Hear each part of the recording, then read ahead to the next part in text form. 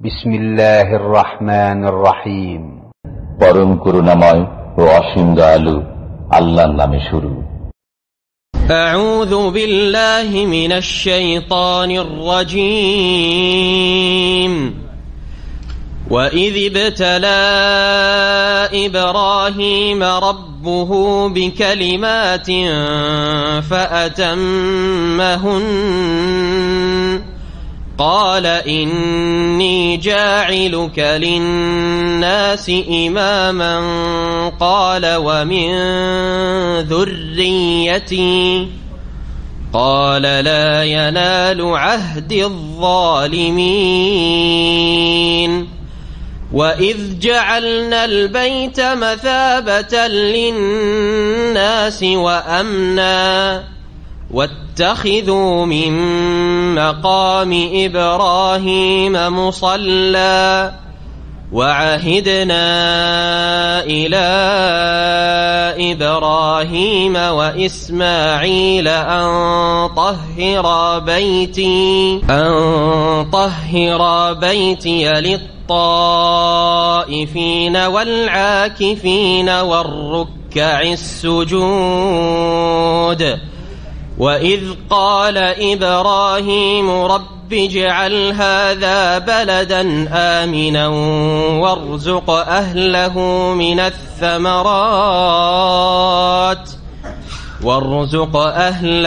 مِنَ الثَّمَرَاتِ مَنْ آمَنَ مِنْهُم بِاللَّهِ وَالْيَوْمِ الْآخِرِ قَالَ وَمَنْ كَفَرَ فَأُمَتِّعُهُ قَلِيلًا ثُمَّ أَضْطَرُّهُ إِلَى عَذَابِ النَّارِ وَبِئْسَ الْمَصِيرُ وَإِذْ يَرْفَعُ إِبْرَاهِيمُ الْقَوَاعِدَ مِنَ الْبَيْتِ وَإِسْمَاعِيلُ رَبَّنَا تَقَبَّلْ مِنَّا إِنَّكَ أَنْتَ السَّمِيعُ الْعَلِيمُ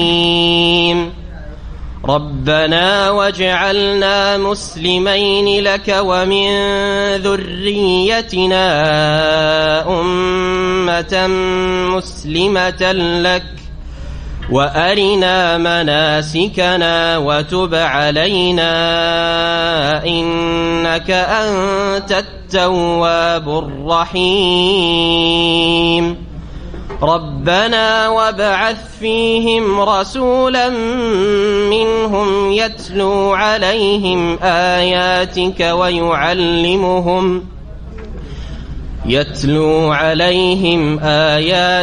وَيُعَلِّمُهُمُ الْكِتَابَ وَالْحِكْمَةَ وَيُزَكِّيهِمْ إِنَّكَ أَنْتَ الْعَزِيزُ الْحَكِيمُ وَمَنْ يَرْغَبُ عَنْ مِلَّةِ إِبْرَاهِيمَ إِلَّا مَنْ سَفِهَ نَفْسَهُ وَلَقَدِ اصْطَفَيْنَاهُ فِي الدُّنْيَا وَإِنَّهُ فِي الْآخِرَةِ لَمِنَ الصَّالِحِينَ إِذْ قَالَ لَهُ رَبُّهُ أَسْلِمْ قَالَ أَسْلَمْتُ لِرَبِّ الْعَالَمِينَ وَوَصَّى بِهَا إِبْرَاهِيمُ بَنِيهِ وَيَعْقُوبُ يَا بَنِيَّ إِنَّ اللَّهَ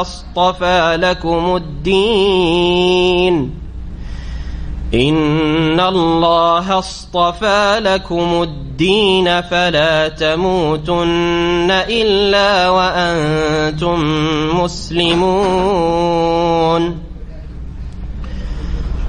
أَمْ كُنْتُمْ شُهَدَاءَ إِذْ حَضَرَ يَعْقُوبَ الْمَوْتُ إِذْ قَالَ لِبَنِيهِ مَا تَعْبُدُونَ مِنْ بَعْدِي قَالُوا نَعْبُدُ إِلَٰهَكَ وَإِلَٰهَ آبَائِكَ إِبْرَاهِيمَ وَإِسْمَاعِيلَ وَإِسْحَاقَ قالوا نعبد إلهك وإله آبائك إبراهيم وإسماعيل وإسحاق إلها واحدا ونحن له مسلمون تلك أمة قد خلت لها ما كسبت ولكم ما كسبتم ولا تسألون عما كانوا يعملون.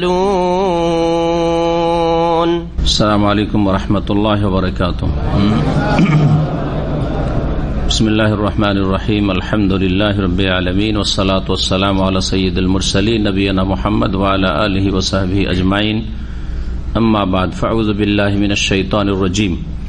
وإذ ابتلى إبراهيم ربه بكلمات فأتمهن قال إني جاعلك للناس إماما قال ومن ذريتي قال لا ينال عهد الظالمين.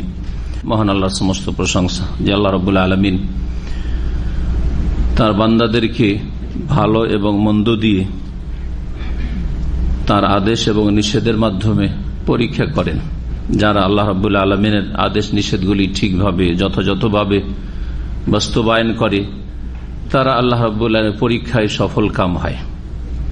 আল্লাহ রাব্বুল আলামিন যেমন তার শরীয়তের বিধিবিধান দিয়ে পরীক্ষা করেন, তেমনি সৃষ্টিগত ক্ষেত্রে মহান আল্লাহ মানুষের কখনো সুখের অবস্থা, কখনো দুঃখের অবস্থা, কখনো ভালো কখনো মন্দ, কখনো প্রীতিকর কখনো অপ্রীতিকর অবস্থা দিয়ে আল্লাহ রাব্বুল আলামিন পরীক্ষা করেন। এটা হচ্ছে আল্লাহ রাব্বুল আলামিনের সৃষ্টি জগতের ক্ষেত্রে আল্লাহর ফায়সালা। ওয়ানাবলুকুম বিশ-শাররি ওয়াল খাইরি ফিতনাহ, ভালো মন্দ দিয়ে আমি তোমাদেরকে পরীক্ষা করি। পরীক্ষায় যারা যত বেশি ভালো ফলাফল করে তাদেরকে আল্লাহ তত বেশি ইহকাল পরকালে সম্মানিত করেন, মর্যাদা দান করেন। আর যারা যত বেশি খারাপ করছে অথবা করবে তাদেরকে আল্লাহ রাব্বুল আলামিন ইহজগতে বিশেষভাবে পরকালে, যেটা হচ্ছে আসল প্রতিদান জগৎ, বদলার জগৎ, দারুল জাযা, ইয়াউমুদ্দিন, সেখানে আল্লাহ তাদেরকে লাঞ্ছিত অপদস্থ করবেন।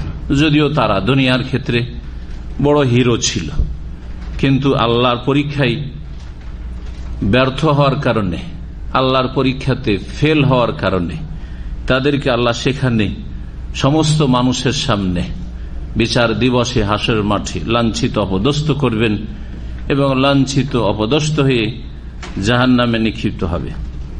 আল্লাহ রাব্বুল আলামিন আম্বিয়া রসুলগণকেও পরীক্ষা করেছেন তকদিরের ক্ষেত্রে, কখনো ভালো কখনো মন্দ দিয়ে, কখনো সুখ কখনো দুঃখ দিয়ে। আর আল্লাহ রাব্বুল আলামিন তাদেরকেও তার বিধিবিধানের মাধ্যমে পরীক্ষা করেছেন। কখনো কোনো কাজ করার আদেশ করেছেন, তার মাধ্যমে পরীক্ষা করেছেন। কখনো কোনো কথা কাজ থেকে বারণ করেছেন এবং তার মাধ্যমে পরীক্ষা করেছেন। যাদেরকে আল্লাহ পরীক্ষা করেছেন তাদের একজন নবী রসুল খলিলুল্লাহ ইব্রাহিম আলাইহিস সালাতু সালাম, তাকে আল্লাহ পরীক্ষা করেছেন। সালাত এবং সালাম নাযিল করেন মুহাম্মদ রাসূলুল্লাহ সাল্লাল্লাহু আলাইহি সাল্লামের উপর, যাকে আল্লাহ পাক সবচেয়ে বেশি পরীক্ষা করেছেন। এবং তারপরে আম্বিয়া রসুলগণকে যে যত ভালো মানুষ তাদেরকে তত বেশি পরীক্ষা করেছেন। নবী করিম সাল্লাল্লাহু আলাইহি সাল্লাম ইরশাদ করেছেন, সহিহ বুখারী হাদিসে রয়েছে, আশাদ্দুন নাসি বালাআন আল আমবিয়া সুম্মাল আমসাল ফাল আমসাল, সবচেয়ে বেশি পরীক্ষা হয়েছে আম্বিয়া রসুলগণের, আর তারপরে যারা যত ভালো মানুষ তাদের পরীক্ষা তত বেশি হয়। সুখ দুঃখ দিয়ে আল্লাহ পরীক্ষা করেন। বিশেষ করে মানুষ সুখের সময় পরীক্ষাকে পরীক্ষা বুঝে না, কিন্তু দুঃখের পরীক্ষাটাকে বুঝে যে আমি দুঃখে পড়েছি, এটা আমার পরীক্ষা চলছে।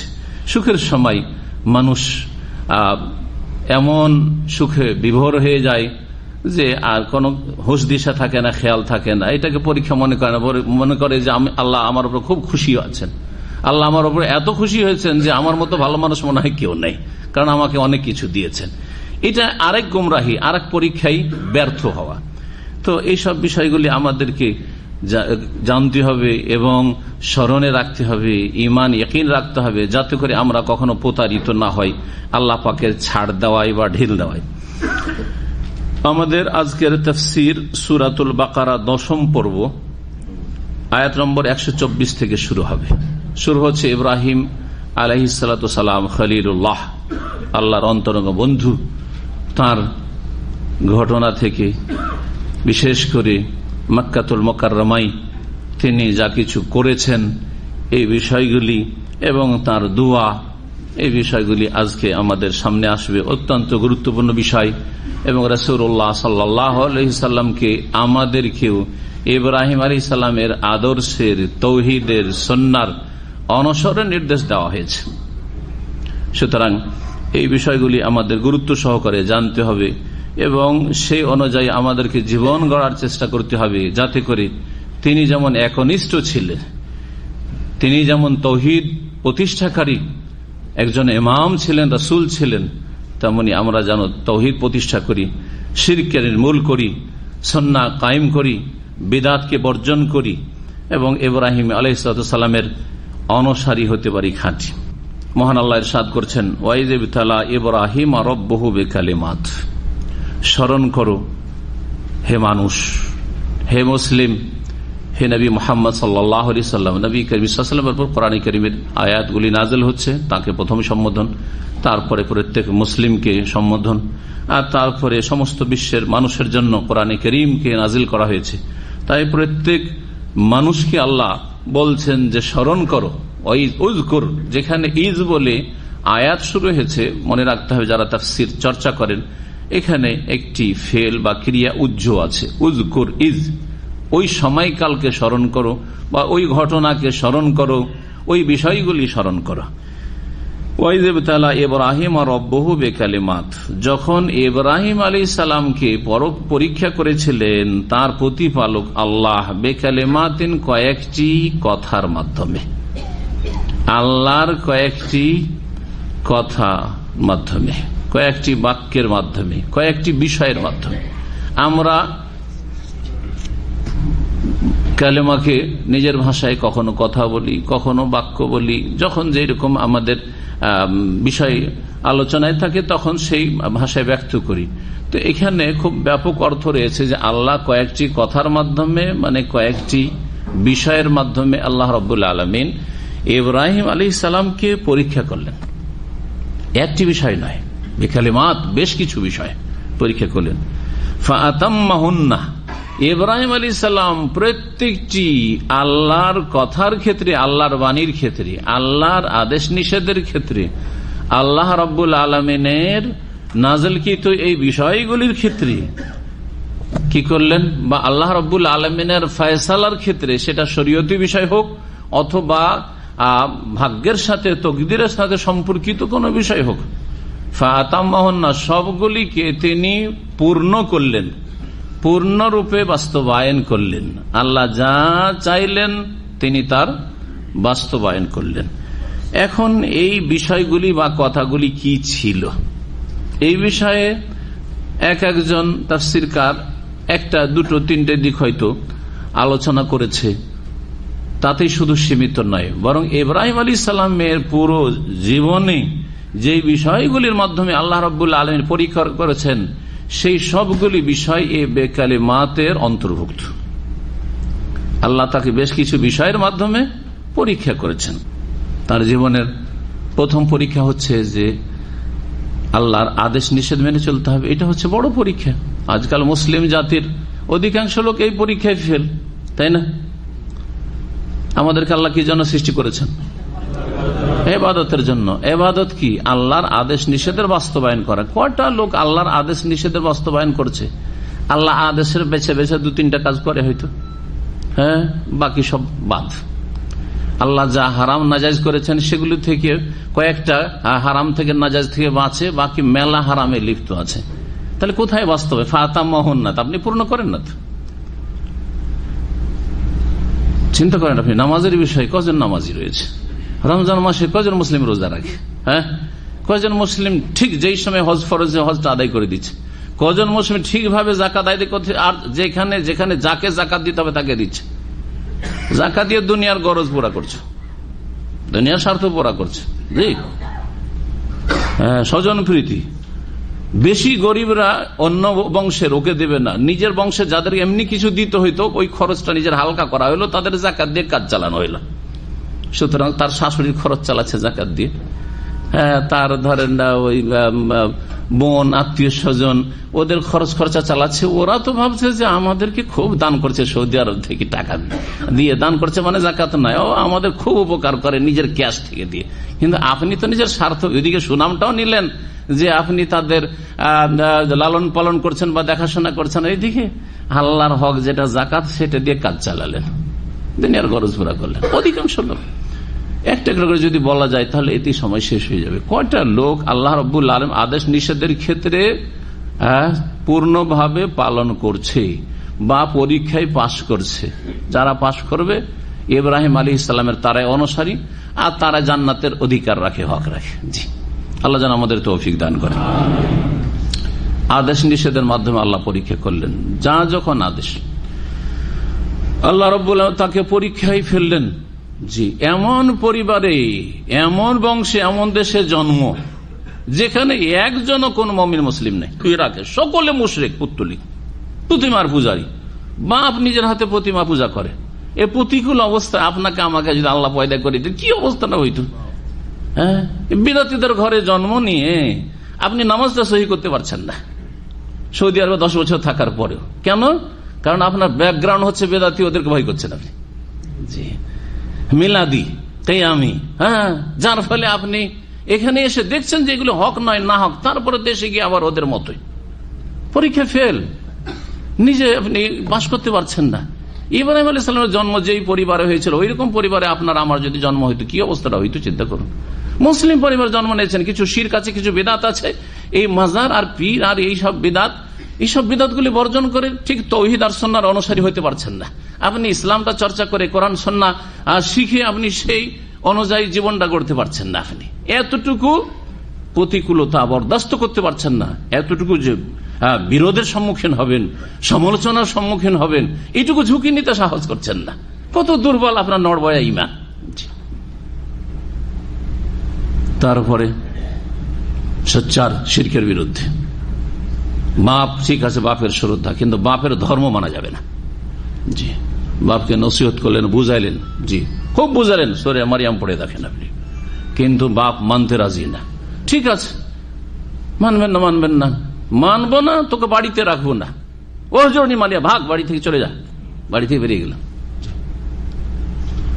তারপরে হিজরত, শুধু বাড়ি থেকে বেরিয়ে আশেপাশে গ্রামের এদিক ওদিক আছে তাও না, মাত্র দেশ ছেড়ে একবার হিজরত, ইরাক থেকে সামদেশ ফিলিস্তিনে একা হিজরত করছেন, তার সাথে মাত্র এক স্ত্রী আর কে, হ্যাঁ, আর ভাইপো ভাতিজা লূত আলাইহিস সালাম।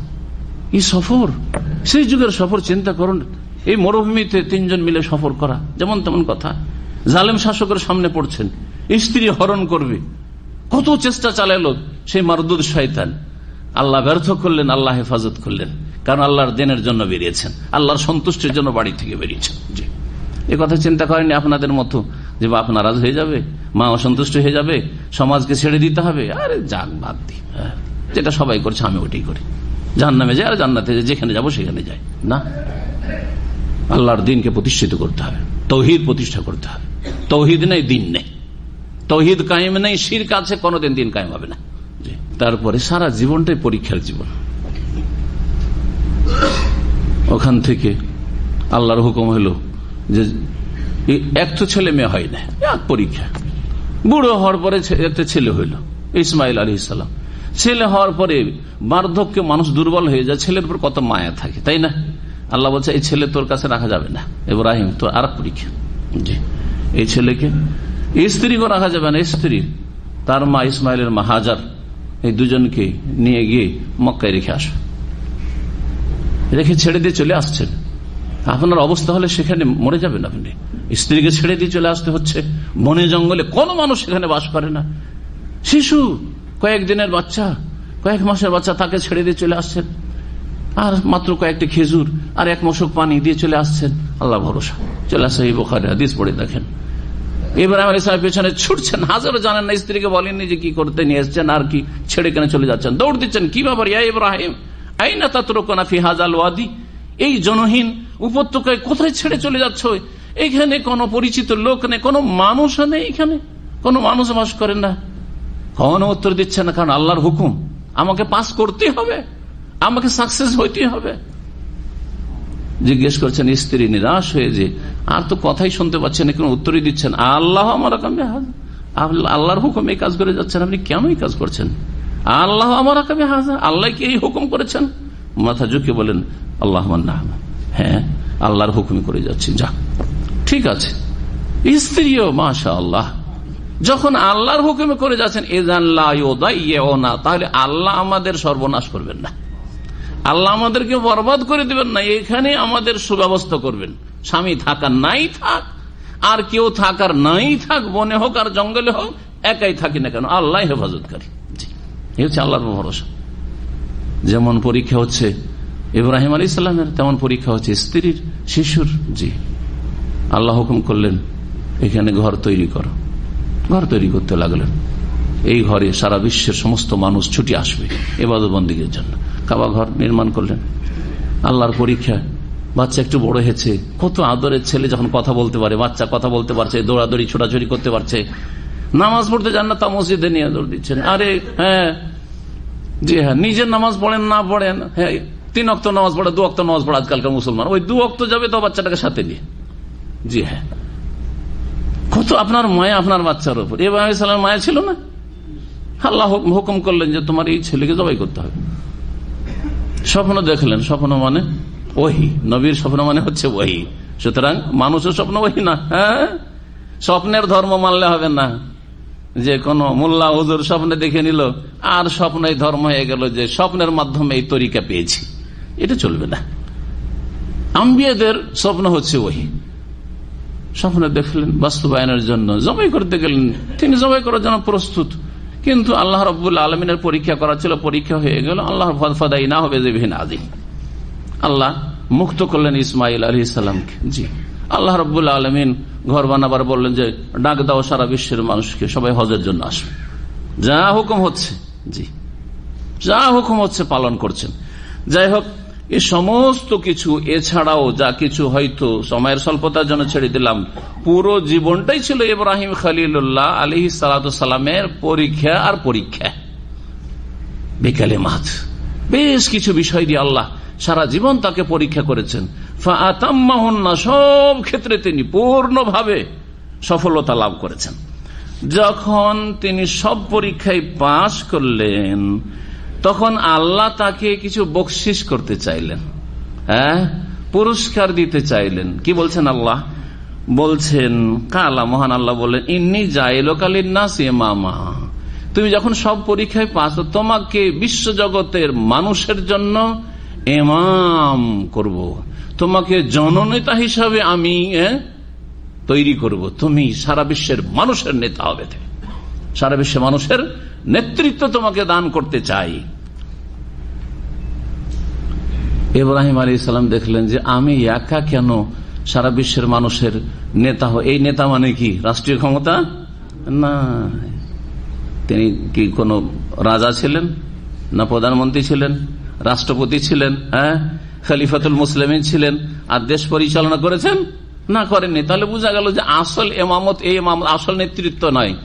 আসল নেতৃত্ব হচ্ছে দ্বীনের নেতৃত্ব। আর এত বড় নেতৃত্ব আল্লাহ দিয়েছেন ইব্রাহিম আলাইহিস সালামকে, যেই নেতৃত্ব আর কাউকে দেওয়া হয়নি, কাউকে দেওয়া হয়নি। মানুষের অন্তরের উপর নেতৃত্ব, প্রত্যেক মানুষের অন্তরে ইব্রাহিম আলাইহিস সালামের শ্রদ্ধা আছে, প্রত্যেক মুসলিমের অন্তরে মহব্বত আছে ইব্রাহিম খলিলুল্লাহ রাসূলুল্লাহ সাল্লাল্লাহু আলাইহি ওয়াসাল্লামের পরে। আছে না নাই? জি, সবচেয়ে বেশি এটা তো আছেই। এমনকি ইহুদিরা, খ্রিস্টানরা, যে কোনো দল উপদলের ইহুদি খ্রিস্টান হোক না কেন, সকলের কাছে শ্রদ্ধাভাজন একজন নবী রসুল কে?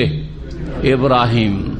তাকে তারা আব্রাহাম বলুক, আর ইব্রাহিমে আর একটি কেরাতে আব্রাহাম আছে, ইব্রাহিমের আর একটি কেরাত হচ্ছে আব্রাহাম। জি হ্যাঁ, আব্রাহাম তারা বলে, কিন্তু ইব্রাহিম আলাইহিস সালাম তাদের কাছে একজন মহামানব। জি, সবাই শ্রদ্ধার নজরে তাকে দেখে ইব্রাহিম আলাইহিস সালামকে। যদিও শুধু শ্রদ্ধার নজরে দেখে, কিন্তু তার আদর্শ ফলো করেন ইহুদি খ্রিস্টানরা। মক্কার মুশরিকরা পর্যন্ত প্রতিমা পূজা করছে, দোহাই দিচ্ছে কার?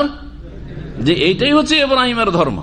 ইব্রাহিম আলাইহিস সালাম কাবা ঘর নির্মাণ করে এই প্রতিমা পূজার ধর্মই আমাদেরকে দিয়ে গেছেন। কথা বোঝা গেছে?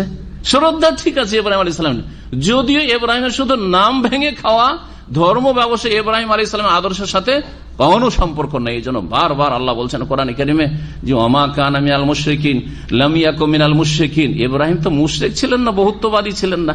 তোমরা তো মুশরিক পৌত্তলিক। ইব্রাহিম তো হানিফ ছিলেন, হানিফান মুসলিমা, তিনি একনিষ্ঠ ছিলেন, খালেস আল্লাহর ইবাদত বন্দেগী করেছেন। তিনি শিরক মুক্ত, শিরকের বিরুদ্ধে এমন তিনি লড়াই করেছেন যে বাপের সাথেও বিরোধ নিয়েছেন, বাপের বাড়ি থেকে বিতাড়িত হয়েছেন, কিন্তু শিরকের সাথে কোনো সমঝোতা করেননি। বিরোধ স্বার্থের জন্য এইগুলো শিরকে মেনে নিতে হবে, এইরকম রাজনীতি আজকাল এক শ্রেণীর লোকেরা করে যাচ্ছে, যে বিরোধ স্বার্থ তাদের কাছে অন্য কিছু রয়েছে, যার ফলে মাজার টাজার এসব বলতে হবে না, এসব বলিয়েন না, কারণ এইসব নাকি এইসব ফিতনা হয়ে যাবে। হ্যাঁ, শিরকের বিরুদ্ধে বলাই যদি ফিতনা হয়, তো এই ফিতনা আম্বিয়া রসুলগণ করেছেন নাকি? সমস্ত নবী রসুলগণ এই শিরকের বিরুদ্ধে তাওহীদের দাওয়াত নিয়ে এসেছেন, বিদআত কুসংস্কারের বিরুদ্ধে সুন্নাহর দাওয়াত, আল্লাহ প্রদত্ত আদর্শের দাওয়াত নিয়ে এসেছেন। তাদের আদর্শ হচ্ছে আসল আদর্শ। সুতরাং এসব কথাই আরেক ফিতনা, এসব বিভ্রান্তি হচ্ছে আরেক ফিতনা, যে শিরক সম্পর্কে কিছু বলা যাবে না, বেদাত সম্পর্কে কিছু বলা যাবে না, মিলেমিশে চলেন, সবাই কাজ করেন। এখন ঐক্যের প্রয়োজন আছে। ঐক্য কিসের ভিত্তিতে? বড় দলের ভিত্তিতে? যদি শিরকারী দল বড় হয় তো ওদের সাথে মিলে যেতে হবে, এর ভিত্তিতে ঐক্য হবে না? ঐক্য হবে তাওহীদ এবং সুন্নাহর ভিত্তিতে। হ্যাঁ, কোরআনে কারীম হাতে নিতে হবে, রাসূল সাল্লাল্লাহু আলাইহি ওয়াসাল্লামের আদর্শ সিরাত হাতে নিতে হবে, তাওহীদ এবং সুন্নাহর ভিত্তিতে ঐক্য। তাতে লোক কমই হোক, কিন্তু এরাই হচ্ছে কাজের লোক, এদেরকে আল্লাহ রাব্বুল আলামিন বিজয় দান করবেন। কখনো বড় দলকে আল্লাহ বিজয় দান করেননি, বরং হকপন্থীদেরকে আল্লাহ বিজয় দান করেছেন। এই বিষয়গুলি মানুষ বুঝে না, সেজন্য এক এক লোক এক এক মন্তব্য করে। এখন আমরা যদি এসব কথা বলি, আপোষে বিভেদ সৃষ্টি হবে, আর বিজাতিরা সুযোগ নেবে। আর বিজাতি থেকে সুযোগ তো আপনারা দিচ্ছেন। তাদের কাছে তো ইসলাম আর তাদের ধর্মের মাঝে কোনো পার্থক্য ফুটে উঠে না। তারা দেখছে যে আমরাও শিরিক করি, প্রতিমা পূজা করছি, আমরা দুর্গা করছি, এরা দরগা করছে, তাহলে ইসলাম কেন গ্রহণ করব? আপনি স্পষ্ট করে দেন যে আমাদের দিন হচ্ছে তাওহীদের দিন, আমাদের দিন হচ্ছে আদর্শের দিন, আর তোমাদের দিন হচ্ছে ভিত্তিহীন। প্রমাণ করে দেন এটা। এটা আকীদা ঈমানের মাধ্যমে, তাওহীদ এবং সুন্নাহর মাধ্যমে প্রমাণ করতে হবে। তাহলে না আকৃষ্ট হবে আপনার দিনের মধ্যে। কিছু ভালো দেখলে তো আসবে, আর যদি সমান সমান দেখে দরকারটা কি? একটা বাসায় আছেন, আর বাসাটা চেঞ্জ করতে চাইছেন, আর একটা বাসা খোঁজ করতে গেলেন, দেখলেন যে ওই তো আমার মতোই, আমার বাসাতেও পানি পড়ছে, আর ভাঙা ভাঙা পচা, আর এই বাসা ওই রকম। তো বাসা চেঞ্জ করবেন? কখনো চেঞ্জ করবেন না। এই হচ্ছে আজকালকার মুসলিম বিশ্বের অবস্থা। মুসলিমদেরকে দেখে অমুসলিমরা বিবেচনা করে, মুসলিম দেখে, ইসলাম দেখে না। কোরআন সুন্নাতে ইসলাম আছে, ইসলাম দেখে না। ও ইসলাম হচ্ছে থিওরিক্যাল বিষয়, ওটা দেখতে যায় না। দেখছে মুসলিমের মুসলিম চোর, মুসলিম বেঈমান, মুসলিম সুদখোর, মুসলিম ঘুষখোর, আর মুসলিমরা শিরিক করছে, মুসলিমরা আমাদের মতোই করছে। আমরা যদি আপনার রথযাত্রা করি, এরা তাজিয়া করছে, বা ঈদে মিলাদুন নবীর জুলুস করছে। পার্থক্য কোথায়? পার্থক্য কিছু নেই। আমরা আমাদের ধর্ম করছি, ওরা ওদের ধর্ম করছে, কাছাকাছি সব একই। সুতরাং তারা হককে চিনতে পারে না যে হক কোথায় আছে। হক অস্পষ্ট করে দিয়েছি আমরা, অথচ হক ছিল স্পষ্ট। জি, ওয়াকুলিল হাক্কু মির রাব্বিক, রবের পক্ষ থেকে কোরআনে কারীমে রয়েছে, নবী করিম সাল্লাল্লাহু আলাইহি ওয়াসাল্লামের হাদিসে রয়েছে। বলছিলাম যে নেতৃত্ব, আসল নেতৃত্ব হচ্ছে দ্বীনের নেতৃত্ব। এই জন্য কোরআন সুন্নাহর আলেমদের মহব্বত অন্তরে একেবারে নিঃস্বার্থে থাকে, কোনো স্বার্থ থাকে না, ঠিক না? ইমাম আবু হানিফা, শাফেঈ, মালিক, তার আগে সাহাবায়ে কেরামদের কথা বলা উচিত। রাসূলুল্লাহ সাল্লাল্লাহু আলাইহি ওয়াসাল্লাম পরে সাহাবায়ে কেরাম, তাবেঈন, তাবা তাবেঈন, ইমাম আবু হানিফা, শাফেঈ, মালিক, আহমদ, ইমাম বুখারী, মুসলিম, মুহাদ্দিসিন কিরাম, তাদের সাথে ভালোবাসা। জি, অথচ 1000 বছর 1200 বছর আগে চলে গেছেন তারা, তাদের সাথে ভালোবাসা নেই। কত ভালোবাসা চিন্তা করেন, কত ভালোবাসা আছে। কোন স্বার্থ আছে? কোন স্বার্থ নেই। তার সাথে দেখা হয়নি, একই যুগের কোরআন সুন্নাহ আলেম, কোনদিন জীবনে দেখা হয়নি, কিন্তু অন্তর থেকে ভালোবাসেন। কিসের জন্য? এটা হচ্ছে আসল নেতৃত্ব, আসল ইমামত। এই হচ্ছে আসল ইমামত।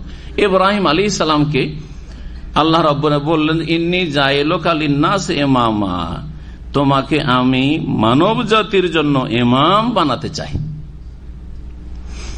ইব্রাহিম আলাইহিস সালাম বললেন যে একা হব আমি আমার বংশের লোকের জন্য চাই। হ্যাঁ, মানুষ ভালো চাইবে, তাই না? আপনাকে যদি কোথাও বড় কোনো সম্মান মর্যাদা দেওয়া হয় তো আপনি চিন্তা করেন, আমরা ছেলে মেয়েদের কথা চিন্তা করবেন যে ওদের জন্য একটা ভালো রাস্তা খুলে দিই, ঠিক না? জি, আমার বংশধরের জন্য একটা ভালো একটা পজিশন করে দিই। দুনিয়ার ক্ষেত্রে আপনারা চিন্তা করছেন, ইব্রাহিম আলাইহিস সালামের চিন্তা হচ্ছে দিনের ক্ষেত্রে, দিনের ইমামত। কিন্তু হে আল্লাহ, ওয়ামিন যুররিয়াতি, কালা ইব্রাহিম আলাইহিস সালাম আল্লাহকে দরখাস্ত করলেন, ওয়ামিন যুররিয়াতি, আমার সন্তানদের মধ্য থেকে আল্লাহ ইমাম বানাও। শুধু আমাকে একা নয়, আমার বংশ তুমি ইমাম বানাও, নবী রাসূল পাঠাও, যারা পৃথিবীর মানুষের নেতৃত্ব দেবে, মানুষকে সঠিক পথ দেখাবে, সিরাতে মুস্তাকিম দেখাবে, জান্নাতের রাস্তা দেখাবে। কালা ইব্রাহিম আলাইহিস সালামের জবাবে আল্লাহ বলছেন, লা ইয়ানালু আহদিজ জালিমিন, ঠিক আছে, তবে তোমার বংশের লোক যদি জালেম হয়ে যায় তাহলে আমার প্রতিশ্রুতি জালেমদের কাছে পৌঁছবে না। আমার যে ওয়াদা প্রতিশ্রুতি তা জালেমরা লাভ করতে পারবে না। অর্থাৎ তোমার বংশধর যদি শিরকে লিপ্ত হয়, যেমন মক্কার মুশরিকরা কুরাইশ ইব্রাহিম আলাইহিস সালামের বংশধর, ঠিক না? বনি ইসরাইল ইসহাকের, মক্কার লোকেরা ইসমাইল আলাইহিস সালামের মাধ্যমে ইব্রাহিম আলাইহিস সালামের বংশের, তাই ঠিক কিনা? হ্যাঁ, ইব্রাহিম আলাইহিস সালামের কয় ছেলে? ইসমাইল আলাইহিস সালামের মাধ্যমে মক্কার লোকেরা ইব্রাহিমের বংশের, ঠিক না? আর ইসহাক আলাইহিস সালামের মাধ্যমে, ইয়াকুব আলাইহিস সালামের মাধ্যমে বনি ইসরায়েল ইহুদি খ্রিস্টানরা, ওরা হচ্ছে ইব্রাহিম আলাইহিস সালামের বংশের। সমস্ত ইহুদি খ্রিস্টান নয়, কিন্তু ওই সব ইহুদি খ্রিস্টান যারা আপনার বনি ইসরায়েল বংশের। ঠিক ওই রকমই সমস্ত মুসলিম ইব্রাহিম আলাইহিস সালামের বংশধর নয়, কিন্তু যারা মক্কার লোকেরা প্রথম যুগে যারা মুহাজিরিন, তারা আরব, তারা ইব্রাহিম আলাইহিস সালামের বংশের ছিল। তো যদি তারা ধর্মের নামে শিরিক করা শুরু করে, কুসংস্কারে লিপ্ত হয়ে যায়, তাহলে তারা হচ্ছে জালেম, পাপে লিপ্ত হয়ে যায়, পাপী হয়ে যায়, অপরাধী হয়ে যায়, আল্লাহর হক নষ্ট করে, মানুষের হক নষ্ট করে, তাহলে তারা জালেম। জালেমরা ইমামত পাবে না তোমার বংশের হইলেও। এর দ্বারা কোরআনে কারীম স্পষ্ট করে দেওয়া হলো যে বংশীয় মর্যাদা আল্লাহর কাছে কাছিয়ে দিতে পারে না শুধু শুধু যদি ঈমান এবং তাকওয়া না থাকে। বোঝা গেছে কিনা? তাওহীদ এবং সুন্নাহ না থাকে। কারণ ভারত, বাংলাদেশ, পাকিস্তানে একটি ফলপ্রসূ লাভজনক ব্যবসা হচ্ছে আওলাদে রসুলের নামে পীর হওয়ার দাবি করা। পীর যদি আওলাদে রসুলের দাবি করতে পারে যে আমরা নবী বংশের পীর, তো ওদের মুরিদানের অভাব নাই, ঠিক না? অথচ আকীদা শিরকি, আমল হচ্ছে বিদআত যুক্ত। জি, তাদের সুন্নতের জায়গায় বিদআতে দখল করেছে, তাওহীদের জায়গায় শিরকে দখল করেছে। আকীদা শিরকি আকীদা, হুলুল ওয়াহদাতুল ওজুদ, তাসাউরে শেখ, ফানা ফিল্লাহ, ফানা ফির রসুল, আল্লাহ তারা বিলীন হয়ে যায়, রসুলে বিলীন হয়ে যায়, ফানা ফিসে পীরে তারা বিলীন হয়ে যায়। হ্যাঁ, এইসব শিরকি আকীদা ধর্মের নামে সুফিবাদের, পীরদের, আর বলে তারাই হচ্ছে আল্লাহর ওলি। না, আল্লাহর ওলি না, অন্য কারো ওলি। ভালো করে বুঝে রাখেন, এরা হচ্ছে জালেম। সুতরাং লা ইয়ানালু আহদিজ জালিমিন। দুনিয়ার ভক্ত দেখে ধোঁকা খাবেন না, বরং আল্লাহর কাছে তারা ইমামত পাওয়ার যোগ্যতা রাখে না। ইমামত পাবে তারাই যারা তাওহীদ প্রতিষ্ঠাকারী, যারা সুন্নতের অনুসারী, ইব্রাহিম আলাইহিস সালামের মতো হানিফা মুসলিমা হইতে পারবে যারা।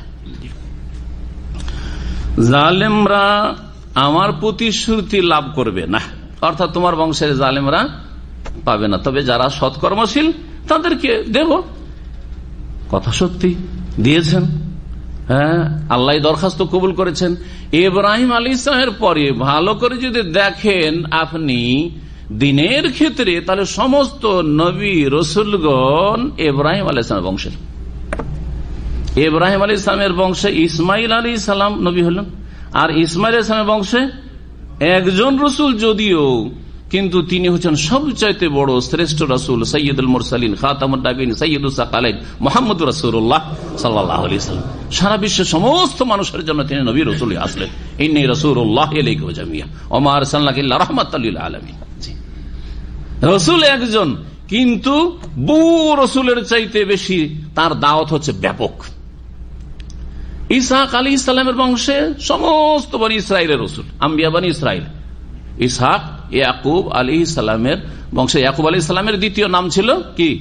ইসরায়েল। সুতরাং সমস্ত নবীদেরকে কি বলা? আম্বিয়ায়ে বনি ইসরায়েল বলা হয়। বনি ইসরায়েলদের মুসা, ঈসা, ইউসুফ, ইউনুস, দাউদ, সুলাইমান, আইয়ুব, এইভাবে আপনি জাকারিয়া, ইয়াহিয়া, ঈসা, যত নবী রাসূল এসেছেন, ইব্রাহিম আলী ইসলামের পরে ইসহাক আলী ইসলামের বংশের সমস্ত নবী ইব্রাহিম আলী ইসলামের বংশেরই। জি হ্যাঁ, দোয়া কবুল হয়েছে না হয়নি? এরা সকলে সৎকর্মশীল ছিলেন, কেউ তারা জালেম, সকলে জুল মুক্ত ছিলেন। কিন্তু যারা জালেম হয়েছে তাদেরকে আল্লাহ জাহান্নামে পৌঁছে দিয়েছেন। জালেম হয়েছে আবু লাহাব, জালেম হয়েছে আবু জাহাল, জালেম হয়েছে উতবা, শাইবা, রবিয়া, জালেম হয়েছে মক্কার বড় বড় নেতা কাফের মুশরিকরা, যারা বদরে 70 জন নিহত হয়েছে। আর যারা ইসলামের শত্রুতা করেছে তাদেরকে জাহান্নামে আল্লাহ পৌঁছে দিয়েছেন, তাদের অনুসারীদেরকে ওই রকমই। আল্লাহ তারপরে বলছেন, ওয়াইজ জাআলনাল বাইতা মাসাবাতাল লিন্নাস ওয়া আমনা, আর স্মরণ করো যখন কাবা ঘরকে, আল বাইতা মানে বাইতুল্লাহ, কাবা ঘর। মহান আল্লাহ বলছেন, ওয়াইজ জাআলনাল বাইতা মাসাবাতাল লিন্নাস, যখন আমি কাবা ঘরকে বানিয়ে দিলাম সমস্ত মানুষের জন্য মিলন কেন্দ্র। মাসাবাতানের একটি অর্থ হচ্ছে সম্মিলন ক্ষেত্র বা মিলন কেন্দ্র, যাই কিছু বলবেন। মাসাবা যখন এই অর্থ নেবেন তখন শব্দটি আসবে আরবি যারা বুঝেন ভাষা, সাবা ইয়াসুব থেকে। সাবা ইয়াসুব মানে হচ্ছে ঝাঁপ দেওয়া, সাবা ইয়াসুব মানে ঝাঁপ দেওয়া, মাসাবাত মানে ঝাঁপ দেওয়ার স্থল। মানুষ সারা বিশ্ব থেকে এক জায়গায় ঝাঁপ দিয়ে আসে, সেটা হচ্ছে মানুষের সম্মিলন কেন্দ্র, মিলন স্থল। এই মাসাবাতানের অর্থ একটি হইল। মাসাবাতান আর একটি অর্থ হচ্ছে সওয়াব থেকে। মাসাবাতান তাহলে সাবা ইয়াসুব থেকে নয়, বরং সওয়াব থেকে। সওয়াব মানে কি? নেকি, পুণ্য। এই জন্য কেউ কেউ অনুবাদ করেছেন, স্মরণ করো যখন বাইতুল্লাহকে আমি বানিয়েছিলাম বিশ্বের সমস্ত মানুষের জন্য পুণ্যস্থল। পুণ্যস্থল, নেকির জায়গা। এত নেকি মক্কায় রয়েছে, হারামের ভিতরে রয়েছে, যেই নেকি কোথাও পাবেন না, ঠিক কিনা? অন্য জায়গার তুলনায় নামাজ আদায় করলে 1 লক্ষ গুণ, 1 লক্ষ গুণ কম নাকি? সারা বিশ্বের কোথাও আপনার হজ হবে না, উমরা হবে না। হজ উমরার জন্য আপনাকে এই হারামে আসতে হবে। বাইতুল্লাহর তাওয়াফ, সাফা মারওয়ার সাই, মিনা, আরাফা, মুজদালিফা, এর মাধ্যমে হজ হবে। মাসাবাতুল লিন্নাস ওয়া আমনান, এবং নিরাপদ স্থল করেছিলাম। বাইতুল্লাহকে কি করেছেন আল্লাহ রাব্বুল আলামিন? সমস্ত মানুষের জন্য। তাহলে বলবেন যে সম্মিলন কেন্দ্র আর নিরাপদ স্থল বা পুণ্য স্থল আর কিসের নিরাপদ স্থান আল্লাহ করেছেন। এমন নিরাপদ যে জাহিলিয়াতের যুগে বাপের খুন করে পালিয়ে এসছে, আসার পরে হারামে ঢুকে গেছে, মক্কায় কাবার চারিদিকে ঘোরাফেরা করছে, হুদুদ হারামের ভিতরে ঢুকাঢুকি করছে, দেখছে আমার বাপকে খুন করে এসছে, ধরতে পারে না, মারতে পারে না। কারণ তারা এই হারামের শ্রদ্ধার খেয়াল রাখতো যে হারামের ভিতরে কাউকে মারা যাবে না যতক্ষণ পর্যন্ত হারামের বাইরে না যাবে। এমনকি শরীয়তের বিধানে এই বিষয়গুলিকে এইভাবে অব্যাহত রাখা হচ্ছে যে এখানে মানুষ তো নিরাপদ আছে, দুনিয়ার মধ্যে সবচাইতে বেশি নিরাপত্তা সৌদি আরবে আছে, আর তার মধ্যে বিশেষ করে হেজাজ, মক্কা, মদিনায়, তাই না? আল্লাহর পক্ষ থেকে এই নিরাপত্তার ঘোষণা রয়েছে, আল্লাহর পক্ষ থেকে নিরাপত্তার ঘোষণা রয়েছে। মানুষ শুধু নিরাপদ নয়, বরং এখানে পশু পাখি গাছপালাও নিরাপদ। জানা আছে না নেই? এত কবুতর ঝাঁকে ঝাঁকে দেখছেন, একটাও কেউ শিকার করতে পারছেন? মারা যাবেন না। হরিণ, খরগোশ দেখছেন, শিকার করতে পারবেন না? শিকার করা হারামের এলাকার ভিতরে, হারামের এলাকা শুধু এই কাবা ঘর নয়, হারামের এলাকা যে দূর দূর পর্যন্ত ছড়িয়ে আছে, জানা আছে হুদুদে হারাম, হারামের এলাকা। মক্কার ভিতর যতদূর পর্যন্ত হারামের এলাকা, একটা কোনো শিকারী পশু পাখি শিকার করতে পারবেন না। তাড়াইতে পারবেন, যেখানে তাড়াইতে তাড়াইতে মসজিদে তানিম ও মসজিদে আয়েশার দিকে নিয়ে যায় হালাল এরিয়াতে, তারপরে ধরবো, ওটাও নিষেধ। শিকারী পশু পাখিকে তাড়িয়ে নিয়ে গিয়ে হারামের বাইরে ধরবো, এই নিয়তে তাড়ানো যাবে না যে হারামের বাইরে একটু নিয়ে যায় তাড়িয়ে। জি, তারপরে ওয়ালা ইউদাদু শাজারুহা, হাদিস লম্বা আছে, শুধু এই দুটি কথা বলে শেষ করছি। কোন গাছ কাটা যাবে না, কোন গাছ কাটা, যেই ঘাসগুলি নিজে থেকে জন্মায় সেগুলি কাটা যাবে না। যদি এখানে ফসল হইতে লাগে হারামের ভিতরে, কোন জায়গায় হারামের এলাকার ভিতরে, আর নিজে থেকে চাষাবাদ করছেন, তাহলে শুধু কাটা যাবে। এটা হচ্ছে শরীয়তের বিধান। কিন্তু যেগুলো সৃষ্টিগতভাবে এমনিতেই বিনা চাষাবাদে গাছপালা হচ্ছে, ঘাস হচ্ছে, কাটা যাবে না। নবী সাল্লাল্লাহু আলাইহি ওয়াসাল্লামের চাচা আব্বাস বলেন, ইয়া রাসূলুল্লাহ, ইজখের ঘাস দিয়ে আমাদের ছাউনি হয়, আমাদের ঘরের ছাউনি হয়। সেই যুগে খড়ের ঘরের ছাউনি হয়তো ইজখের ঘাস দিয়ে। তারপরে আমাদের ওই যখন মাইয়িতকে দাফন করি, তখন আমাদের দেশে তো বাঁশ ব্যবহার করে। তারা কি করত? পাথরের সাথে সাথে ছিদ্র বন্ধ করার জন্য এই ইজখের ঘাস ব্যবহার করতো। ফাইন্নাহু লিবুয়ুতিনা ওয়া কুবুরিনা, বাড়ি ঘর তৈরি করতে লাগে আর কবরের জন্য লাগে। তো এটাও ইজখের ঘাসটাও কাটা যাবে না। নবী সাল্লাল্লাহু আলাইহি ওয়াসাল্লাম দেখলেন যে এটা খুব জরুরি, তখন ইস্তিসনা, ব্যতিক্রম বললেন, ইল্লাল ইজখের, ইজখের ঘাসটা কণ্টকযুক্ত, সেটা তোমরা কাটতে পারো, আর অন্য কোন ঘাসপাত এখান থেকে কাটা যাবে না। কত নিরাপদ এই স্থান, আল্লাহ বলছেন আমনান। তারপর আল্লাহ বললেন ওয়াত্তাখিযু মিন মাকামি ইব্রাহিম মুসাল্লা, আর তোমরা গ্রহণ করো মিন মাকামে ইব্রাহিম, ইব্রাহিম আলাইহিস সালামের দাঁড়াবার স্থানে, মুসাল্লা, নামাজের স্থান, তোমরা নামাজের স্থান হিসাবে গ্রহণ করো ইব্রাহিম আলাইহিস সালামের দাঁড়াবার স্থানকে। জি, ইব্রাহিম আলাইহিস সালামের দাঁড়াবার স্থান। এখন ইব্রাহিম আলাইহিস সালামের দাঁড়াবার স্থানকে কিন্তু আমরা ইব্রাহিম আলাইহিস সালামের দাঁড়াবার স্থান বলি না, আরবিতেই বলি। কি বলি? মাকামে ইব্রাহিম বলি। জি, মাকামে ইব্রাহিম সেই পাথরটা, যে পাথরটা আজকাল গ্লাস দিয়ে ঘেরা আছে, এবং যারাই তওয়াফ করেন তওয়াফের সময় নজরে আসে না কাবাগৃহ থেকে একটু দূরে সরিয়ে রাখা হয়েছে। উমর রাদিয়াল্লাহু তাআলার খেলাফত আমলে মানুষের অসুবিধা হচ্ছিল, সবাই যেহেতু নামাজ পড়ার জন্য ভিড় ভাড় করবে, কাবার সাথে লেগেছিল। কাবার সাথে লেগে না থাকলে কি করে তিনি দেয়াল উঠাচ্ছিলেন? অত দূর থেকে কি আর দেয়াল উঠানো যায়? আসলে এই পাথরটা যখন ইব্রাহিম আলাইহিস সালাম কাবা ঘর নির্মাণ করা শুরু করে আল্লাহর হুকুমে, যখন দেয়াল উঁচা হইল, আর তো হাত যাচ্ছে না, তাহলে পাথর উপরে দাঁড়াইতে হবে, তখন এই পাথরটা রেখে পাথরে পা দিয়ে কাবা ঘরের রাজমিস্ত্রির কাজ করছিলেন ইব্রাহিম আলাইহিস সালাম, আর ছেলে ইট পাথরগুলি উঠিয়ে দিচ্ছিলেন ইসমাইল আলাইহিস সালাম। বাব্বাটাতে এইভাবে কাবা ঘর তৈরি করেছে দুইজন মিস্ত্রি। জি, দুইজনই আল্লাহর নবী, আল্লাহর রাসূল। জি, এই ঘরের মর্যাদা দেখেন। তারপরে এই পাথরটি ওখানে থেকে যায়। মুফাসসিরিনগণ বলেছেন যে ওতে যে দাগটা আছে সেটা হচ্ছে মুজিজা, অলৌকিকত্ব, ইব্রাহিম আলাইহিস সালামের পায়ের দাগ, আল্লাহু আ'লাম।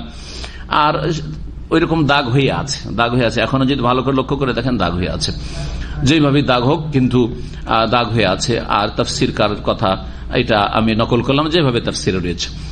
তো সেই পাথরটিকে দূরে সরিয়ে দেওয়া হয়েছে মানুষের সুবিধার্থে, যাতে করে ভিড় ভাড় ওখানে মানুষের নামাজ পড়ার জন্য না করে। তাওয়াফ শেষ করে 7 চক্কর যখন শেষ হবে, তখন 2 রাকাত তাওয়াফের সালাত, ফরজ তাওয়াফ হোক আর সুন্নাত তাওয়াফ হোক আর ওয়াজিব তাওয়াফ হোক আর নফল তাওয়াফ হোক, যে কোনো তাওয়াফের ক্ষেত্রে তাওয়াফ শেষ হলে তার সমাপ্তি করতে হবে কি দিয়ে? 2 রাকাত নামাজ দিয়ে। এই 2 রাকাত নামাজ মাকাম ইব্রাহিমের পেছন দিকে, মাকাম ইব্রাহিম কাবা সামনে, তার সাথে সাথে মাকাম ইব্রাহিমও সামনে রেখে এই আদায় করা হচ্ছে সুন্নাত, ফরজ ওয়াজিব নয় যে মানুষের মাঝে ধাক্কা ধাক্কি করে খুশু হচ্ছে না, কিচ্ছু হচ্ছে না, মানুষ মাথার উপরে পা দিয়ে দিচ্ছে, তারপর ওখানে ভিড় ভাড় করে নামাজ পড়বেন, এটা আবার অজ্ঞতা। আপনি যে কোনো জায়গায় নামাজ পড়ে নিতে পারেন, নামাজ হয়ে যাবে, কিন্তু ওর পিছনে এত কাছাকাছি পড়তে হবে ওটাও জরুরি না। দূরে ওই দিকে, ওই সাইডে দূরে গিয়ে নামাজ পড়েন। আমি অনেক দূরে চলে যাই যেখানে আমার খুশুর সাথে নামাজ পড়তে পারবো, সামনে দিয়ে কেউ অতিক্রম করবে না, সামনে কোনো মহিলা নেই, এইরকম জায়গায় নিরাপদ স্থানে আপনার খুশুর সাথে নামাজটা আদায় করার চেষ্টা করেন। আল্লাহ বলছেন যে মাকামে ইব্রাহিমের নামাজের স্থান তোমরা গ্রহণ করো। وَأَهِدْنَا إِلَى إِبْرَاهِيمَ وَإِسْمَاعِيلَ أَنْ طَهِّرَ بَيْتِيَ لِلطَّائِفِينَ وَالْعَاكِفِينَ وَرُكَّعِ السُّجُودِ। আল্লাহ বলছেন, আর ইব্রাহিম আলাইহিস সালামকে উপদেশ দিলাম। আহিদনা, ওয়াদা নেওয়া, আহিদা মানে আর উপদেশ দেওয়া হয়। আমি ইব্রাহিম আলাইহিস সালাম এবং ইসমাইল আলাইহিস সালামকে কি করলাম? উপদেশ দিলাম, নির্দেশ দিলাম। আন তাহিরা বাইতিয়া, এই ঘর যে নির্মাণ করলে এটা আমার স্পেশাল ঘর, এজন্য এটাকে কি বলা হয়? বাইতুল্লাহ বলা হয়। মসজিদগুলো আল্লাহর ঘর, বাইতুল্লাহ এটাও খাস ঘর, কিন্তু আখাসুল খাস, খাসের চাইতে খাস, বিশেষের বিশেষ ঘর হচ্ছে বাইতুল্লাহ, কাবা ঘর। আমাদের বাড়ি ঘরগুলি সারা জমিনটা আল্লাহ, ইন্নাল আরদা লিল্লাহি, নাই তো সব বাড়ি তো আল্লাহর, কিন্তু ওগুলো হল সাধারণ আল্লাহর ঘর। জি, তো এই জন্য বাইতুল্লাহকে, বিশেষভাবে কাবা ঘরকে বাইতুল্লাহ বলা হয়েছে। আমার ঘরকে তোমরা পবিত্র রাখো, লিত্তায়েফিনা, তাওয়াফকারীদের জন্য, ওয়াল আকিফিনা, আর ইতিকাফকারী যারা হারামে, মসজিদে হারামে অবস্থান করবে তাদের জন্য, ওয়ার রুক্কাই সুজুদ, রুকুকারীদের জন্য, আর সিজদাকারীদের জন্য, যারা নামাজি তাদের জন্য। পাক পবিত্র রাখো মানে কি? পাক পবিত্র রাখা দুই রকম, একটা হচ্ছে হিস্সি আর একটা হচ্ছে মানবী। একটা হচ্ছে অনুভূত পবিত্রতা আর একটা হচ্ছে আভ্যন্তরীণ পবিত্রতা। অনুভূত বাহ্যিক পবিত্রতা হচ্ছে যে এই মসজিদে হারামকে পরিষ্কার পরিচ্ছন্ন রাখবে, এখানে যেন ময়লা আবর্জনা না থাকে, তাই না? ময়লা আবর্জনা না থাকে, সুগন্ধি করে রাখবে, সাফ সুতরা করে রাখবে, ইত্যাদি ইত্যাদি। ময়লা আবর্জনা থাকলে মানুষের রুচি হবে না, এটা হচ্ছে বাহ্যিক পবিত্রতা। পবিত্রতা আর আভ্যন্তরীণ পবিত্রতা, আর সবচেয়ে বড় পবিত্রতা এটা হচ্ছে শিরক থেকে পবিত্র করা। কারণ সবচেয়ে বড় নাপাকি অপবিত্রতা হচ্ছে শিরক। আল্লাহ মুশরিককে বলেছে ইন্নামাল মুশরিকুনা নাজাসুন, মুশরিক হচ্ছে নাপাক। আল্লাহ বলছেন ফাজতানিবু রিজসা মিনাল আওসান, প্রতিমার নাপাকি অপবিত্রতা থেকে তোমরা বেঁচে থাকিও। তাহলে প্রতিমা, পুতুল পূজা অথবা আল্লাহ ছাড়া অন্যের পূজা, যে কোনো ভাবে পূজা, সেটা দাঁড় করে পূজা হোক, মূর্তি প্রতিমার আকারে, অথবা শুয়ে দিয়ে কবরে দাফন করে পূজা হোক, এগুলো হচ্ছে কি রিজস, এগুলো হচ্ছে সবচেয়ে বড় নাপাকি, সবচেয়ে বড় অপবিত্রতা, যাতে মানুষের অন্তর থেকে তৌহিদ চলে যায়, শিরক দিয়ে নাপাক হয়ে যায়, কুফরির মাধ্যমে নাপাক হয়ে। সবচেয়ে বড় নাপাকি হচ্ছে অন্তরের কুফরি এবং শিরকের নাপাকি। অন্তরে পাপের কামনা বাসনা, কুপ্রবৃত্তির চাহিদা, এগুলো হচ্ছে নাপাকি। পাপ করতে মন হয়, অন্যায় করতে মন হয়, জুলম অত্যাচার করতে মন হয়, গুনাহ ভালো লাগে, নেকি ভালো লাগে না, এগুলো হচ্ছে আপনার অন্তরের কি নাজাসাত, নাপাকি, আভ্যন্তরীণ নাপাকি। এই মসজিদে হারাম, মসজিদে হারামের আশেপাশে হারামের এলাকাকে পাক পবিত্র রাখবে, পাক পবিত্র রাখবে। তো পাক পবিত্র এখন বুঝতে পারলেন, শুধু ময়লা আবর্জনা পড়ে নেই, কাশ থুথু নেই, আর ধুলো বালি নেই, এটা যথেষ্ট নয়, এটা যথেষ্ট নয়। শিরক মুক্ত করতে হবে, খবরদার। তারপরে মক্কার মুশরিকরা নবী করিম সাল্লাল্লাহু আলাইহি সাল্লামের আগমনের পূর্বে 360টি মূর্তি দিয়ে কাবার চারিদিকে ভর্তি করে দিয়েছে, সবচেয়ে বড় নাপাকি। অথচ ইব্রাহিম আলাইহিস সালাম বংশের লোকেরা সতর্ক করেছেন আল্লাহ রাব্বুল আলামিন। এই মক্কার মুশরিকদের এই শিরক কুফরির 3,500 বছর আগে আনুমানিক গবেষণায় বলছে, ইব্রাহিম আলাইহিস সালাম আল্লাহ বলছেন, ইসমাইলকে বলছেন যে তোমরা এই মক্কার এই আমার ঘরের চারিদিকে তোমরা নাপাকি থেকে, শিরক কুফরি থেকে, প্রতিমা পুতুল থেকে, শিরকি আকীদা আমল থেকে, মুশরিক থেকে পাক রাখবে। এ হলো নাপাকি। নাপাকি যে কোনো পাপ, ঠিক না? যে কোনো পাপ। সুতরাং এখানে শিরকের সাথে সাথে আর একটি পাপ হচ্ছে বিদাতের পাপ, যা ধর্মের নামে হয়ে থাকে, নেকির আশায় হয়ে থাকে। এখানে যেন বিদাতি কর্মকাণ্ড না হয়। কত বিদাত হচ্ছে এখানে, কত বিদাত হচ্ছে। মৌলুদের রসুল খুঁজে বেড়াচ্ছে, শিরিক হচ্ছে মৌলুদের রসুলকে সিজদা করে। আমাদের শেখ ডক্টর লোকমান হাফিজাহুল্লাহ রিয়াজে এখন আছেন, সৌদি হয়ে গেছেন, ভারতের লোক। তিনি বলছেন আমি নিজের চোখে দেখেছি মৌলুদের রসুল যে লাইব্রেরিটা আছে, নবী সাল্লাল্লাহু জন্মের স্থান বলে যেটা মানুষের কাছে পরিচিত, সেখানে কাবাকে পেছনে করে উল্টো দিকে করে আর মৌলুদের রসুল নবীর জন্মস্থানকে সিজদা করছে। জি, এই সব থেকে পাক করতে বলা হয়েছে ইব্রাহিম আলাইহিস সালামকে আর ইসমাইল আলাইহিস সালামকে। এটি হচ্ছে আল্লাহর উপদেশ। জি, বিদাতে কত বিদাত হচ্ছে। তাওয়াফের সময় বিদাতের সাথে প্রত্যেক চক্কর একটা করে দোয়া, সাফা মারার প্রত্যেক চক্কর একটা করে দোয়া, আর তারপরে এক এক লোকের এক এক তরিকা।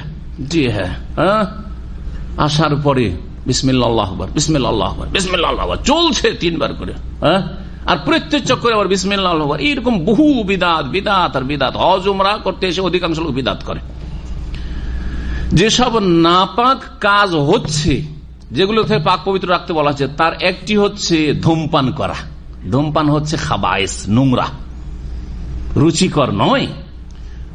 ধূমপানের গন্ধ কেউ বরদাস্ত করতে পারবে না। একজন অমুসলিমও যদি ধূমপান করায় অভ্যস্ত না হয়, কখনো তার জন্য এই ধূমপানের গন্ধ বরদাস্ত নয়। সুতরাং কাবার চারিদিকে হারামের এলাকায় এই যে ধূমপান করা, সিগারেট পান করা, এটা আল্লাহর আদেশ অমান্য করা, ইব্রাহিম আলী ইসলাম, ইসমাইল আলী ইসলামকে যে উপদেশ দিচ্ছেন তার বিরোধিতা করা। নাপাক করছেন এই এলাকাকে যারা ধূমপান করছেন, যারা সেলফি তুলছেন। আলহামদুলিল্লাহ, সেলফি তোলা নিষেধ করা হয়েছে এবং প্রত্যেকটি দেশের দূতাবাসে ফরমান জারি করা হয়েছে, পাঠিয়ে দেওয়া হয়েছে, লেটার পাঠিয়ে, আমার কাছে লেটার কপি আছে ফরেন মিনিস্ট্রি থেকে, যে আর যেন মক্কা মদিনাকে খেলতামাশার জায়গা না বানানো হয়। সাফার উপরে সেলফি, মারওয়ায় সেলফি, আরে তওয়াফ করতে করতে সেলফি, মাকাম ইব্রাহিমের কাছে সেলফি, হ্যাঁ হিজর হাতিমে সেলফি, কি তামাশা শুরু করে দিয়েছে। মসজিদ নববীতে রাসূলুল্লাহ সাল্লাল্লাহু আলাইহি ওয়াসাল্লামের রওজায় সেলফি এই শুরু হয়েছে। আলহামদুলিল্লাহ, জাযাহুমুল্লাহ খায়র। সৌদি সরকারকে আল্লাহ যেন জাযায়ে খায়র দান করেন, যে এই সেলফি করার মতো হারাম নাজায়েজ কাজকে মক্কা মদিনায় নিষেধ করা হয়েছে। জি, নিষেধ করা হয়েছে, কঠোরভাবে নিষিদ্ধ। মোবাইল জব্দ হয়ে যাবে, কোনো কিছু কেউ যদি রেকর্ড করে, কিছু করে, সেটা কেড়ে নেওয়া হবে, আর তারপরে কেসও তার বিরুদ্ধে হইতে পারে, সে বন্দীও হইতে পারে। আশা করি এই খবর শুনেছেন আপনারা, অনেকে শুনেছেন না? আলহামদুলিল্লাহ। আল্লাহ বলছেন যে পাক পবিত্র, তাহলে সমস্ত নাপাকি থেকে কি করতে হবে? পাক রাখতে হবে। সেটা আভ্যন্তরীণ, যেটা দেখা যায় নাপাকি, অথবা দেখা যাচ্ছে নাপাকি, সমস্ত নাপাকি থেকে পাক রাখবে। ওয়াইজ কালা ইব্রাহিম রব্বিজাল হাযা বালাদান আমিনা, স্মরণ করো যখন ইব্রাহিম আলাইহিস সালাম বলেছে, হে রব ইজআল হাযা বালাদান আমিনা, এই শহরটিকে তুমি নিরাপদ শহরে পরিণত করো, মক্কায় যেন নিরাপত্তা থাকে পূর্ণরূপে। ওয়ারযুক আহলাহু মিনাস সামারাত, আর এখানকার বাসিন্দাদেরকে তুমি ফলমূলের উপজীবিকা দিও, ফলমূলের রিজিক দান করিও। অথচ একটাও ফলের কোন গাছ নেই, তখনও ছিল না, 1400 বছর আগেও ছিল না, ইব্রাহিম আলাইহিস সালামের যুগে তো ছিলই না, এখনো নেই। আছে কোন ফলমূলের গাছ? আছে? খেজুরের গাছ পর্যন্ত নেই। আরব দেশে যে খেজুর গাছ হয় সেটাও মদিনায় আছে, না হয় অন্য কোথাও আছে, কিন্তু মক্কায় নেই। ইব্রাহিম আলাইহিস সালামের দোয়া নকল করছেন। ইব্রাহিম আলাইহিস সালাম এক দোয়া করলেন যে আল্লাহ এই শহরকে নিরাপদ করো, দ্বিতীয় দোয়া হচ্ছে যে এখানকার অধিবাসীদেরকে কি দাও? ফলের রিজিক দান করো। কিছুই নেই এখানে ফলের গাছ, কিন্তু সারা বিশ্বের সমস্ত ফলমূল সারা বছর ধরে মক্কায় পাওয়া যায়। হ্যাঁ, শস্যাদি সমস্ত খাদ্য, চাল ডাল যা কিছু লাগে সবকিছু পর্যায়ে, এত হাজির সংখ্যা, আর এত রমজানে ভিড় বাড়, কখনো খাবারের অভাব হয়ে গেছে, মক্কার খাবার দাবার পাওয়া যায় না, চাল ডাল পাওয়া যায় না, হয়েছে না। ইব্রাহিম আলাইহিস সালামের দুয়ার বরকত কিয়ামত পর্যন্ত চলতে থাকবে ইনশাআল্লাহ। ইব্রাহিম আলাইহিস সালাম বলছেন যে আল্লাহ এই রিজিক কিন্তু কাকে দিও? মান আমানা মিনহুম বিল্লাহি ওয়াল ইয়াউমিল আখির, তাদের মধ্য থেকে, এই মক্কার লোকদের মধ্য থেকে এবং এদের আশেপাশের লোকদের মধ্য থেকে যারা এখানে আসবে তাদের মধ্য থেকে, ওরা কে? যারা আল্লাহর প্রতি ঈমান রাখে, শিরক মুক্ত, কুফরি মুক্ত, হ্যাঁ, আর পরকালে বিশ্বাসী যারা। আল্লাহ কাফেরদেরকে রিজিক দিও না, কাফেরদেরকে এই মক্কার রিজিক দিও না। কাকে দিও? যারা আল্লাহ এবং পরকালে বিশ্বাস রাখে তাদেরকে এই রিজিক দিও। এখানে যারা আসবে তারাও, আর আশেপাশে যারা আছে তারাও, আর বিশ্বে যারা আছে যারা আল্লাহ পরকালে বিশ্বাসী নয়, নাস্তিক অথবা মুশরিক, বহুত্ববাদী, শিরক করে বিভিন্ন ভাবে, হ্যাঁ, ওদেরকে রিজিক দিও না। কেন এই দোয়া করলেন? সীমিত করে দেন যে আল্লাহ এই রিজিক এবং নিরাপত্তা কাকে দিও? মুমিনদেরকে দিও, যারা আল্লাহ পরকালে বিশ্বাসী। কেন সীমিত করলেন? কারণ তার আগে আর একটা দরখাস্ত করেছে একটু আগে, কি? যে আল্লাহ আমার বংশধরকে তুমি ইমামতি দিও, আমাকে যে তুমি নেতৃত্ব দিচ্ছ আমার বংশধরকে নেতৃত্ব দিও। তখন আল্লাহ কি বলেছিলেন? যে জালেমদেরকে দেব না। কাকে দেব?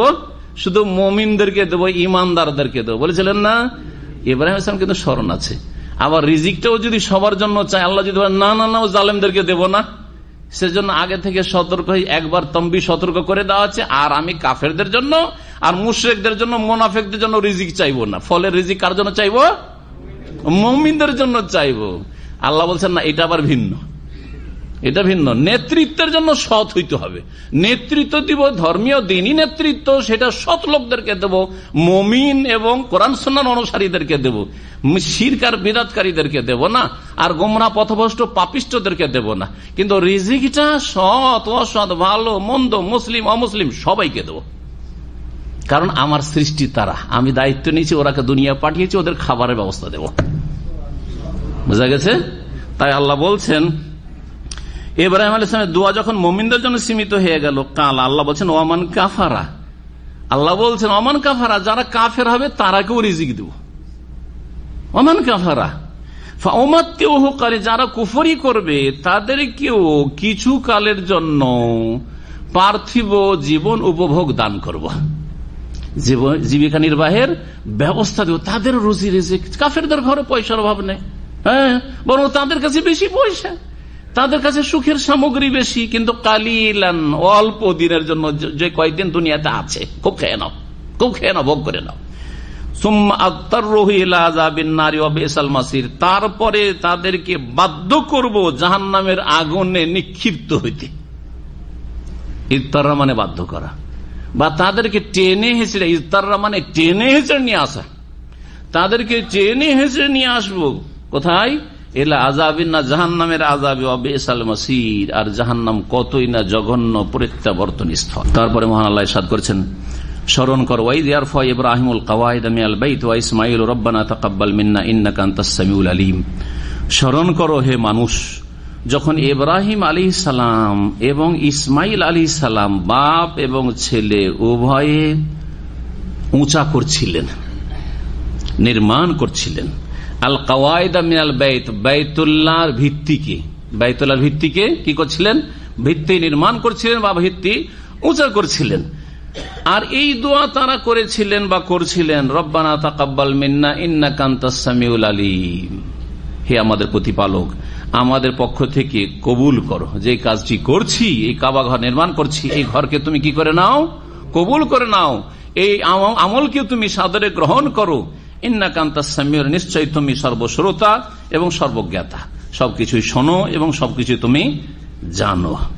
এখানে ইব্রাহিম আলাইহিস সালাম দোয়া করলেন। এই দোয়া থেকে কি শিখা গেল?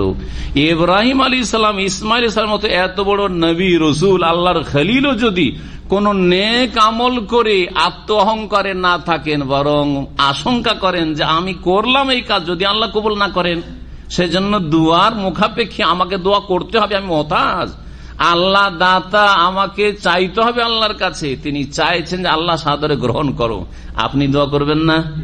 আমরা অনেকে ভালো কাজ করে আত্ম অহংকারে থাকি যে আমার মতো কে দিনের কাজ করছে, দোয়া করার প্রয়োজন না, কবুলিয়াতের দোয়া করবেন যে আল্লাহ যা কিছু করছি কবুল করা।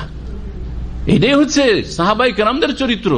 আল্লাহ কোরআনে কারীমে সাহাবায়ে কেরামদের প্রশংসা করেছেন, ওয়াল্লাযীনা ইউতুনা মা আতাউ ওয়া কুলুবুহুম ওয়াজিলাতুন, জি, আন্নাহুম ইলা রাব্বিহিম রাজিউন। সূরা মুমিনুন আল্লাহ রাব্বুল আলামিন প্রশংসা করেছেন সাহাবায়ে কেরামদের যে এরা দান খেরাত করে, এরা ইবাদত বন্দি করে, ইউতুনা মা আতাউ মানে এরা আল্লাহর আদেশ নিষেধের বাস্তবায়ন করে, কিন্তু তার সাথে সাথে ওয়া কুলুবুহুম ওয়াজিলা, তাদের অন্তর ভয়ে ভীতু যে আল্লাহ কবুল করলেন কিনা, আমাদের আমল কবুল হইল কিনা, আমার নামাজ কবুল হইল কিনা, আমার রোজা সিয়াম কবুল হইল কিনা, যাকাত সাদকা কবুল হইল কিনা, আমার দিনের দাওয়াত কবুল হইল কি হলো না, আমার এলেম শিক্ষা আল্লাহর কাছে কবুল হইল কি হলো না।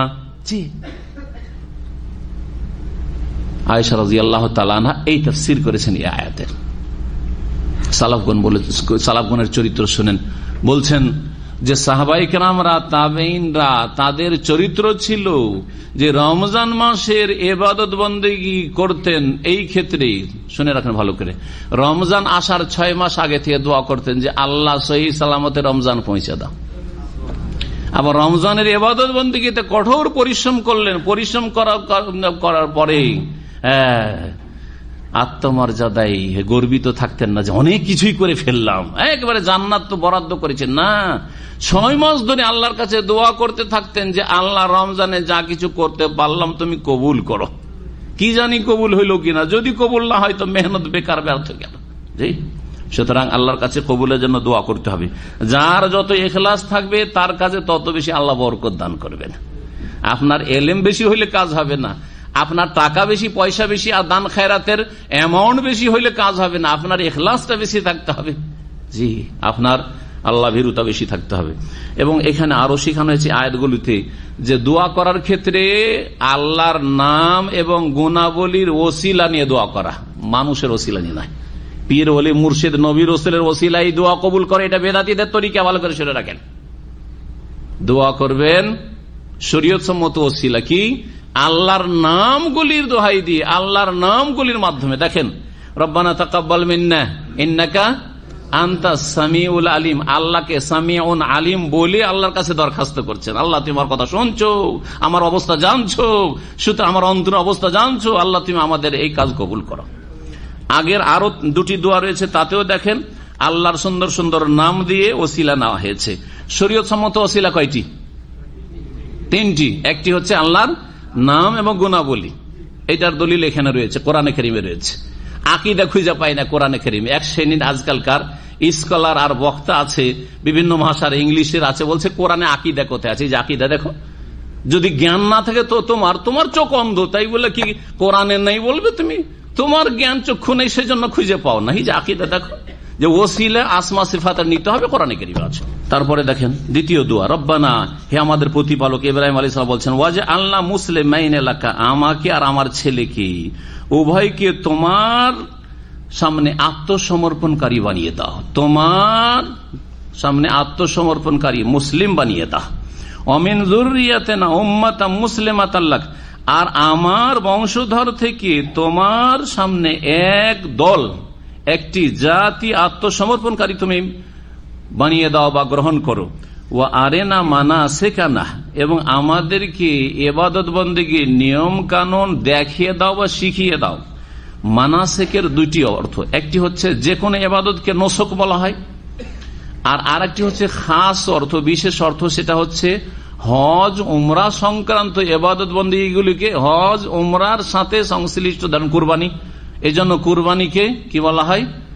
মানসাক, ওয়ালিকুল্লি উম্মাতিন জাআলনা মানসাকান, আল্লাহ বলেছেন। কুরবানির বিধিবিধানকে আল্লাহ মানসাক বলেছেন।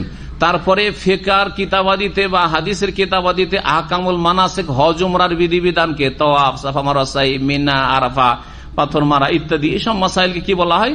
মানাসিক বলা হয়, মানাসিকুল হজ্জ ওয়াল উমরা।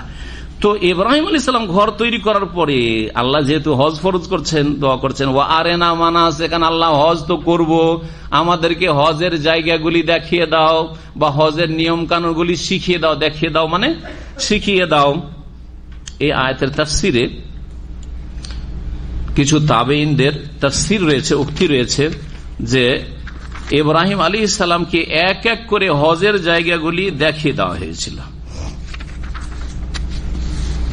ও আরেনা মানাসিকানার তাফসির করতে গিয়ে বলছেন প্রখ্যাত তাবি মুজাহিদ বলছেন যে ইব্রাহিম আলাইহিস সালাম কালা, ইব্রাহিম বলে ও আরেনা মানাসিকানা ফাআতাহু জিবরাইল, আল্লাহর কাছে যখন দোয়া করলেন যে আল্লাহ আমাদের মানাসিক হজ উমরার জায়গাগুলি দেখিয়ে দাও, তখন জিবরাইল আলাইহিস সালাম নেমে আসলেন। ফাআতা বিহিল বাইত, প্রথম বাইতুল্লাহ তিনি আসলেন, কাবা ঘর দেখাইলেন। ফাকালা ইরফাইল কাওয়াইদ, তারপরে ঘর নির্মাণ হইল, ঘর নির্মাণ হইল। ওয়াতাম্মাল বুনিয়ান, ঘর পূর্ণ হইল, ছাদ হইল। সুম্মা আখাযা বিয়াদি ফাখরাজা ফানতালাকা বিহি ইলা সাফা, তারপরে ইব্রাহিম আলাইহিস সালামকে সাফাতে নিয়ে গিয়ে দেখেন, এই যে সাফা, এটা হচ্ছে হজ উমরার ক্ষেত্রে একটা জায়গা, এখন আসতে হবে। তারপরে কোথায় নিয়ে গেলেন বলছেন, তারপরে বললেন জিবরাইল আলাইহিস সালাম, হাযা মিন শাআইরিল্লাহ, এটা হচ্ছে আল্লাহর নিদর্শনাবলীর অন্তর্ভুক্ত। সুম্মা আনতালাকা বিহি ইলাল মারওয়া, তারপরে মারওয়াতে নিয়ে গেলেন, বললেন হাযা মিন শাআইরিল্লাহ। সুম্মা আনতালাকা বিহি নাহওয়া মিনা, তারপরে মিনাতে নিয়ে গেলেন। ফালাম্মা কানা মিনাল আকাবাতে, মেনার কাছে যে এই ঘাটিটা রয়েছে, যেখানে দুই পাহাড়, দুই দিক থেকে পাহাড় সংকীর্ণ, পাহাড় দুই দিক থেকে কাছাকাছি হয়ে আসছে, আর দুই পাহাড়ের মাঝখানের সংকীর্ণ জায়গা, এটাকে কি বলা হয়? আরবিতে আকাবা বলা হয়, মানে ঘাটি বলা হয়। তো এই ঘাটিতে যখন নিয়ে আসলেন, যেখানে ওই 3টি জামরাতের জায়গা রয়েছে, কি রয়েছে? জামরাতে উলা, উস্তা আর কুবরা, এখানে নিয়ে আসলেন। যখন এখানে আসলেন তখন ইবলিস এসে হাজির।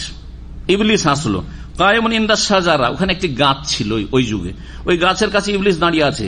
ফাকালা, তখন জিবরাইল বলেন, কাব্বির ওয়ারমে, আল্লাহু আকবার বলে এইদিকে পাথর ছুড়ো। তখন পাথর ছুড়েছিলেন ইব্রাহিম আলাইহিস সালাম, কার কথাই? ওই ইবলিসের দিকে, জিবরাইল আলাইহিস সালামের কথাই। ফাকাব্বারা ওয়া রামাহু, তারপরে পাথর মারলেন ইবলিসকে। সুম্মান তালাকা ইবলিস ফাকামা ইনদাল জামরাতিল উস্তা, তারপরে জামরা উস্তার কাছে গিয়ে দাঁড়িয়েছে। প্রথম জামরা কুবরা এই দিক থেকে, যেহেতু মক্কার দিক থেকে গেলে প্রথম বড় জামরা পড়বে, ওখানে পাথর মারলেন। আর তার সুম্মা জামরা উস্তা, আর তারপরে তখন মধ্যেকার জামারাতে ফালাম্মা জাযা বিহি জিবরিল ওয়া ইব্রাহিম ক্বালা লাহু কাব্বির ওয়ারমি, এখানেও তাকবীর বলো আর এই করো, পাথর মারো। ফাকাব্বারা ওয়া রামা ফাযাহাবাল খাবিস ইবলিস ওয়া কানাল খাবিস আরাদা ইবলিস চেয়েছিল যে হজে কিছু আমি একটু ভালো কিছু মুরব্বী সেজে গিয়ে কিছু নিজের কথা ঢুকিয়ে দেবো, কুপরামর্শ দেব, কুসংস্কার কিছু শিখিয়ে দেব।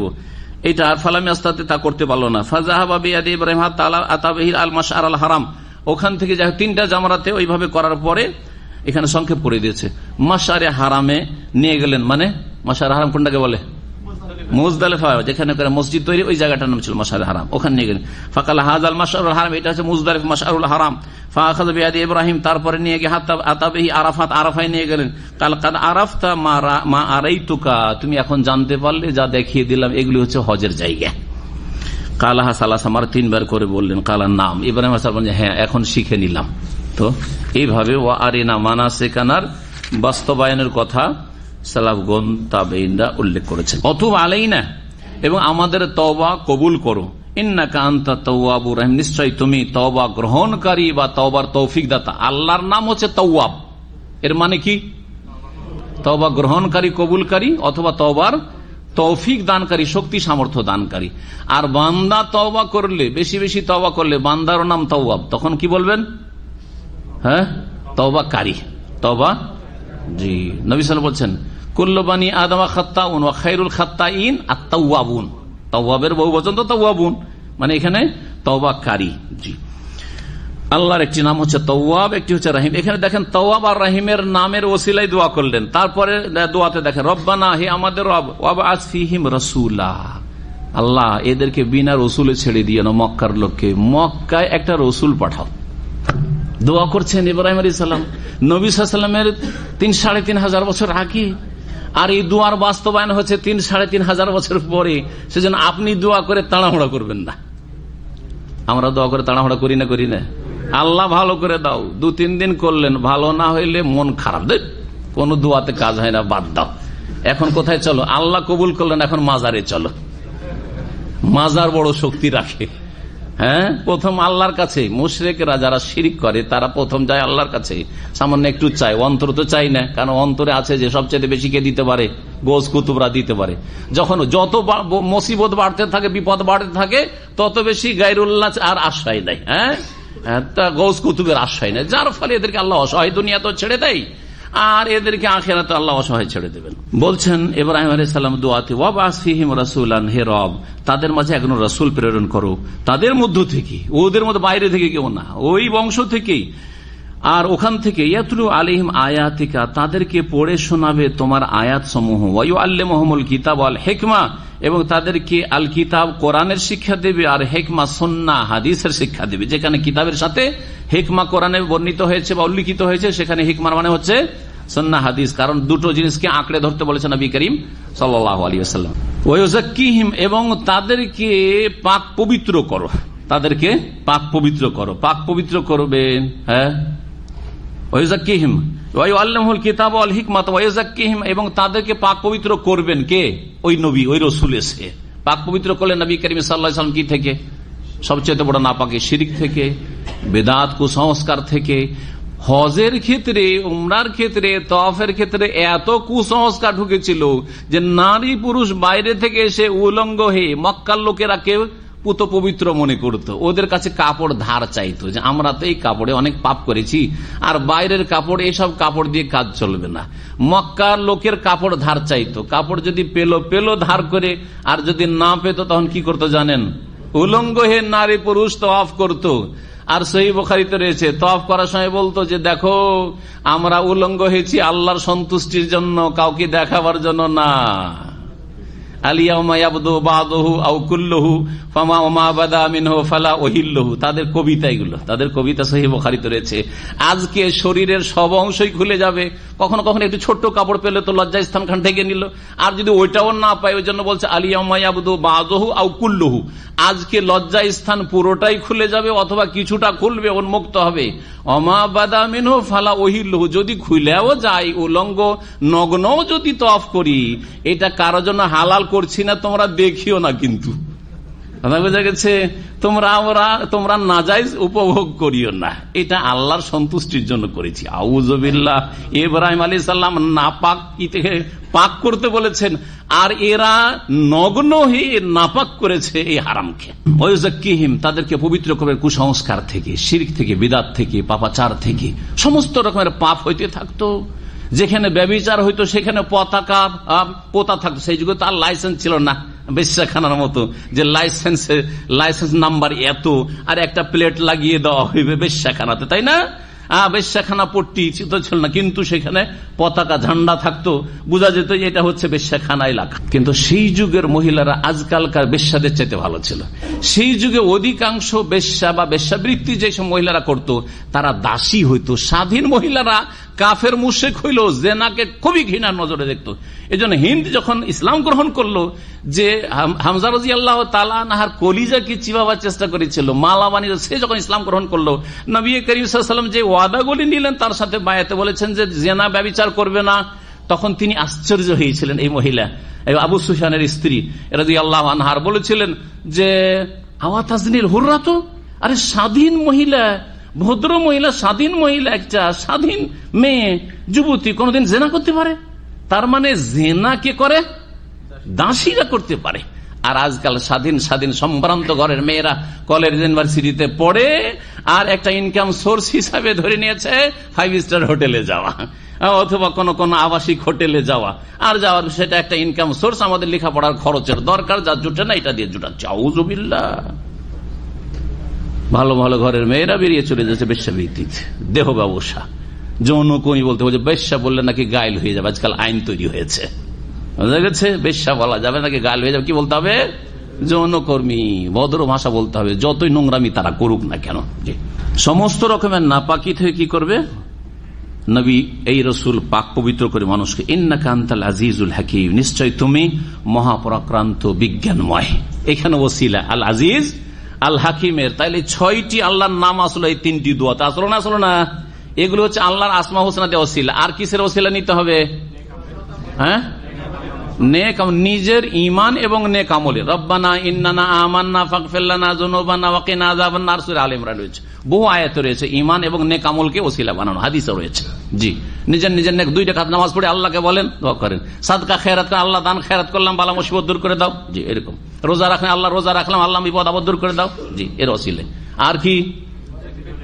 জীবিত ব্যক্তি, জীবিত নেক মানুষের কাছে দোয়া চাও। জীবিত মৃত ব্যক্তির কাছে, কবরের কাছে গিয়ে দোয়া করতে চাইবেন না, ইয়া রাসূলুল্লাহ আমার জন্য দোয়া করে দেন। হ্যাঁ খাজা বাবা আমার জন্য একটু দোয়া করেন, আমার একটু সুদৃষ্টি রাখিয়েন, আপনার ফয়েজ বরকত গুলো দিয়েন। এগুলো হচ্ছে শিরক কুফরি কথা। জি, মৃত ব্যক্তির কাছে দোয়া চাওয়া যাবে না। ওমাই ইয়ারগাবু আন মিল্লাতি ইব্রাহিম ইল্লা মান সাফিয়া নাফসাহ, ইব্রাহিম আলাইহিস সালামের আদর্শ থেকে যারা বিমুখ হয়, একমাত্র কারা বিমুখ হয়? একমাত্র বিমুখ হয় ওই সব লোকেরা যারা নিজেদেরকে নির্বোধ করেছে। অমাইয়ার গাবু আমিল্লাতি ইব্রাহিম, ইব্রাহিম আলাইহিস সালামের আদর্শ থেকে বিমুখ হয় না। একমাত্র কে বিমুখ হয়? ইল্লা মান সাফিয়া নাফসা, যারা নিজেকে নির্বোধ করেছে বা নির্বুদ্ধিতার পরিচয় দিয়েছে, যারা বোকা।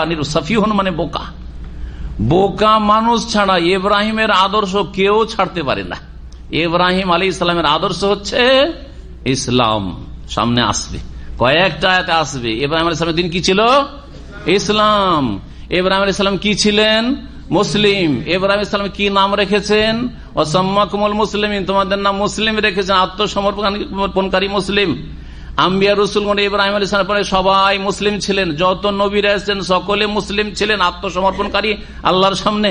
ওয়া আসলামতু মা সুলাইমান লিল্লাহি রাব্বিল আলামিন, বিলকিস ইসলাম গ্রহণ করছে। কি বলছে? হ্যাঁ, বলেন যে আমি ইহুদি হইলাম, খ্রিস্টান হইলাম, কি হইলাম? আসলাম তো, ইসলাম গ্রহণ করলাম। মা সুলাইমান। আল্লাহর দিন হচ্ছে ইন্নাদ-দীনা ইনদাল্লাহিল ইসলাম, আল্লাহর দিন মাত্র একটি, সেটি হচ্ছে ইসলাম। জি, সেই ইসলামকে আল্লাহ পূর্ণ করেছেন শেষ নবী মুহাম্মদ রাসূলুল্লাহ সাল্লাল্লাহু আলাইহি ওয়াসাল্লামের মাধ্যমে। কিন্তু সমস্ত নবীরা ইসলাম নিয়ে এসেছেন, আত্মসমর্পণের দিন নিয়ে এসেছেন। ওয়া ইয়াবতাগি গায়রাল ইসলামি দীনান ফালা ইউকবাল মিনহু, ইসলাম ছাড়া অন্য কোন জীবন পন্থা দিন যদি কেউ তলাশ করে, কখনো সেটা আল্লাহ গ্রহণ করবেন না। ওয়া ফিল আখিরাতি মিনাল খাসিরিন। চলুন এখন আল্লাহ বলছেন একমাত্র নির্বোধ ছাড়া ইব্রাহিম আলাইহিস সালামের আদর্শ থেকে বিমুখ হইতে পারেন না। রাগেবার যখন অব্যয়, বাংলা গ্রামার যারা বুঝেন, ইংরেজি গ্রামার যারা বুঝেন তারা প্রিপোজিশন, আরবি গ্রামারে সেলা বলা হয়, হ্যাঁ, হারফে জারগুলি। হারফে জারের পরিবর্তনে বা অব্যয়ের পরিবর্তনে অর্থের পরিবর্তন ঘটে। রাগে বা ফেলের যখন আন সেলা আসবে বা অব্যয় আসবে তখন তার মানে বিমুখ হওয়া, মুখ ফিরিয়ে নেওয়া, মুখটা ফিরিয়ে নেওয়ার অর্থ হবে। আর যখন রাগেবার সেলা বা অব্যয় আসবে ফি, রাগেব তো ফি কে, তখন আগ্রহ করা, একবারে বিপরীত অর্থ হবে। আনা আরগাবু ফি হাযিহিল মারআ, আমি এই মেয়েটির ক্ষেত্রে আগ্রহী বিয়ে করার জন্য। হ্যাঁ, মান রাগেবা আন সুন্নতি, আমার সুন্নত থেকে যে বিমুখ হইল, এখানে ওয়ামান ইয়ারগাবু আন, আন শব্দ এসেছে, তাই না? তো মুখ ফিরিয়ে নেওয়ার অর্থ। জি, এগুলি হচ্ছে আরবি ভাষার অলংকার, কোরআন কারীমের অলংকার। ওয়ামান ইয়ারগাবু আন মিল্লাতি ইব্রাহিম ইল্লা মান সাফিয়া নাফসা, একমাত্র নির্বোধরাই ইব্রাহিমের আদর্শ থেকে মুখ ফিরাতে পারে। ওয়ালাকাদ ইসতাফাইনাহু ফিদ দুনিয়া, আর নিশ্চয় তাকে মনোনীত করেছিলাম ইহজগতে। ওয়া ইন্নাহু ফিল আখিরাতি লামিনাস সালিহিন, আর নিশ্চয় ইব্রাহিম আলাইহিস সালাম পরকাল ও সৎকর্মশীলদের অন্তর্ভুক্ত হবেন, বরং তাদের ইমাম তিনি। ইয ক্বালা লাহু রাব্বুহু আসলিম, স্মরণ করো যখন তার প্রতিপালক বলেছিলেন ইব্রাহিম আলাইহিস সালামকে, আসলিম, হে ইব্রাহিম তুমি আত্মসমর্পণ করো, তুমি আমার সামনে আত্মসমর্পণ করো। কাল আসলামতু লিরাব্বিল আলামিন, বিশ্ব জগতের প্রতিপালকের সামনে আমি আত্মসমর্পণ করছি, আমি ইসলাম কবুল করছি বা ইসলামের বাস্তবায়ন করার ওয়াদা করছি। এই তো হয়ে গেল যে ইব্রাহিম আলাইহিস সালাম কি ছিলেন? মুসলিম ছিলেন। আসলামতু লিল্লাহি রাব্বিল আলামিন, তার বংশধর। ওয়াসা বিহা ইব্রাহিম ও বনিহি, ইব্রাহিম আলাইহিস সালাম তার সন্তানদেরকে অন্তিম উপদেশ দিয়েছিলেন। ওয়া ইয়াকুব, এবং ইয়াকুব আলাইহিস সালাম, যার নাম ইসরাইল, তার বংশধরকে, ইয়াকুব আলাইহিস সালাম কয় ছেলে ছিল? 12 ছেলে, তাদেরকে অন্তিম উপদেশ দিয়েছেন। ওসিয়ত বলা হয় মানুষের মৃত্যুর পূর্বের উপদেশকে। অন্তিম উপদেশ দিয়েছিলেন কি বলে? ইয়া বানিয়া, হে আমার সন্তানরা, ইন্নাল্লাহা আস্তাফা লাকুমুদ-দীন, আল্লাহ তোমাদের জন্য তার দিনকে মনোনীত করেছেন। ফালা তামুতুন্না ইল্লা ওয়া আনতুম মুসলিমুন, সুতরাং তোমরা মুসলিম না হয়ে মৃত্যুবরণ করিও না, মুসলিম না হয়ে মৃত্যুবরণ করিও না। আম কুনতুম শুহাদা, আল্লাহ বলছেন যে তোমরা কি সেখানে হাজির ছিলে? ইদ হাদারা ইয়াকুব আল মউত, যখন ইয়াকুব আলাইহিস সালামের নিকট তার মৃত্যু ঘনিয়ে এসেছিল, অর্থাৎ ইয়াকুব আলাইহিস সালামের মৃত্যুর মুহূর্তে কি তোমরা সেখানে উপস্থিত ছিলে? ইহুদিদেরকে বা খ্রিস্টানদেরকে আল্লাহ বলছেন, কারণ ইহুদি খ্রিস্টানদের দাবি ইয়াকুব আলাইহিস সালাম সম্পর্কে যে তিনি কি ছিলেন? ইহুদি ছিলেন, মুসলিম ছিলেন না, ইহুদি ছিলেন। বোঝা গেছে কিনা? খ্রিস্টানদের ধর্ম কথা যে না, আমাদের ধর্মের অনুসারী ছিলেন বা আমাদের আদর্শের অনুসারী ছিলেন, আমরা হচ্ছি ইয়াকুব আলাইহিস সালামের আদর্শে বিশ্বাসী। আল্লাহ বলছেন যে তোমরা তাহলে ইয়াকুব আলাইহিস সালামের ইন্তেকালের সময় যে তিনি উপদেশ দিয়েছিল সেই সময় হাজির ছিলেন নাকি? যদি বলে হাজির ছিলাম তাহলে ডাহা মিথ্যা কথা। আর হাজির ছিলেন না তো জানলে কোথা থেকে? তো কোনখানে আছে কথাটি যে ইয়াকুব আলাইহিস সালাম ইহুদি ছিলেন বা খ্রিস্টান ছিলেন? কারণ ইহুদিদের দাবি ছিল যে আমরা হকপন্থী আর নবীরা সব ইহুদি। খ্রিস্টানরা বলছে আমরা হচ্ছে সত্যপন্থী আর নবীরা, বনি ইসরায়েল সব নবীরা হচ্ছে খ্রিস্টান। মক্কার মুশরিকদের দাবি ছিল যে ইব্রাহিম আলাইহিস সালাম ছিলেন আমাদের মতো পুত্তলিক। এই দাবিগুলির খণ্ডন করছেন আল্লাহ রাব্বুল আলামিন এই আয়াতগুলিতে। আম কুনতুম শুহাদা, তোমরা কি উপস্থিত ছিলে? ইয হাদারা ইয়াকুব আল মউত, যখন ইয়াকুব আলাইহিস সালাম মৃত্যুর মুহূর্ত ঘনিয়ে এসেছিল। ইয ক্বালা লিবানিহি, স্মরণ করো যখন তার সন্তানদেরকে তিনি উপদেশ দিতে গিয়ে বলেছিলেন, মা তা'বুদুনা মিন বাদি, আচ্ছা বলো তো আমি তো মরে যাচ্ছি, আমার পরে কিসের ইবাদত করবে তোমরা? কার ইবাদত করবে তোমরা? তোমরা প্রতিমা পুতুলের পূজা করবে নাকি? কালু, তখন তারা বলেছিল, নাবুদু ইলাহাকা, আমরা সকলে আপনার উপাস্য মাবুদের ইবাদত করব। ওয়া ইলাহা আবাইকা, আপনার পূর্বপুরুষদের মাবুদের ইবাদত করব, যিনি ইব্রাহিম, ইসমাইল, ইসহাক, ইলাহান ওয়াহিদা, যে আল্লাহ হচ্ছেন এক সত্য ইলাহ। ওয়া নাহনু লাহু মুসলিমুন, এবং আমরা তার সামনে আত্মসমর্পণকারী মুসলিম। তারা কি বলেছিলেন? তাহলে ইয়াকুব আলাইহিস সালাম 12 ছেলে সকলে কি বলেছিলেন তার বাবাকে? যে আমরা হচ্ছি মুসলিম, ওয়া নাহনু লাহু মুসলিমুন তিলকা উম্মাতুন। আল্লাহ বলছেন দেখো, কোন নবীর সাথে বংশীয় সম্পর্ক কায়েম করা আর বংশের প্রমাণ দেওয়া কোনো কাজে আসবে না যদি আকীদা আমলের মিল না থাকে। তাহলে তারা তাদের আমল নিয়ে চলে গেছে আর তোমরা তোমাদের আমল নিয়ে যাবে। আল্লাহ বলছেন ওরা ছিল একটি জাতি, আম্বিয়া রসুলগণ, এবং তাদের যারা সত্যিকার অনুসারী বা ইব্রাহিম আলাইহিস সালাম এবং তার বংশধর যারা নবী রসুল ছিলেন তারা এক উম্মত ছিলেন। কাদ খালাত, তারা দুনিয়া থেকে অতিবাহিত হয়ে গেছেন, চলে গেছেন, নিজ নিজ আমল নিয়ে চলে গেছেন। লাহা মা কাসাবাত, তাদের জন্য তাদের কৃতকর্ম রয়েছে, তারা যা কিছু করেছেন তার ফল তারা পাবেন। ওয়ালাকুম মা কাসাবতুম, এবং তোমাদের জন্য তোমাদের কৃতকর্ম রয়েছে, তোমাদের আমলগুলির কারণে তারা ধরা খাবে না আর তাদের আমল দিয়ে তোমরা পার পাবে না। বুঝছেন না? বুঝছেন না? বারা আউলিয়ার দেশের মানুষ আমরা, আমার দেশে অলি আউলিয়া শুয়ে আছেন, এই দিয়ে পার পাবেন নাকি? লাভ হবে নাকি? কোনো লাভ হবে না। তিলকা উম্মাতুন কাদ খালাত, তারা তাদের ঈমান আকীদা আমল নিয়ে চলে গেছে, ভালো নিয়ে গেছে আলহামদুলিল্লাহ। যদি বাই চান্সে কারো শিরক বিদাতি আকীদা থাকে তাহলে নিজের নিজের আমল নিয়ে গেছে, আল্লাহ বুঝে নেবেন, আপনাকে অত জানতে হবে না যে কি ভালো নিয়ে গেছে না মন্দ নিয়ে গেছে। ওয়ালাকুম মা কাসাবতুম, এখন তোমরা নিজের চরকায় তেল দাও, তোমরা যা কিছু করবে তা নিয়ে তোমাদেরকে যেতে হবে আল্লাহর সামনে, সুতরাং নিজের সুব্যবস্থা নাও। ওয়ালা তুসআলুন আম্মা কানু ইয়ামালুন, আর তোমরা জিজ্ঞাসিত হবে না যে তারা কি কাজকর্ম করেছিল, তাদের কর্মকাণ্ড কেমন ছিল, তাদের আকীদা আমল কেমন ছিল, এসব সম্পর্কে তোমাদেরকে জিজ্ঞাসা করা হবে না। এক দুটি আয়াতের সম্পর্ক আগের আয়াতের সাথে আছে, তাফসীরগুলো করে দিই, আমরা আজকে পারা হয়তো শেষ করা যাবে না।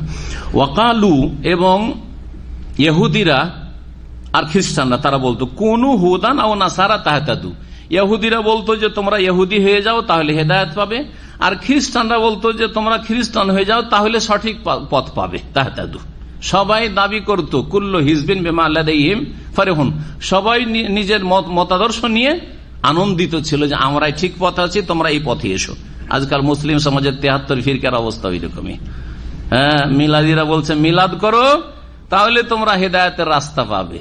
কিয়ামি যারা দাঁড়িয়ে মিলাদ করে বলছেন না না ওরা গুমরা, ওই যে বসে বসে মিলাদ করছে ওরা গুমরা, দাঁড়িয়ে মিলাদ করো তাহলে হেদায়েত পাবে। বোঝা গেছে?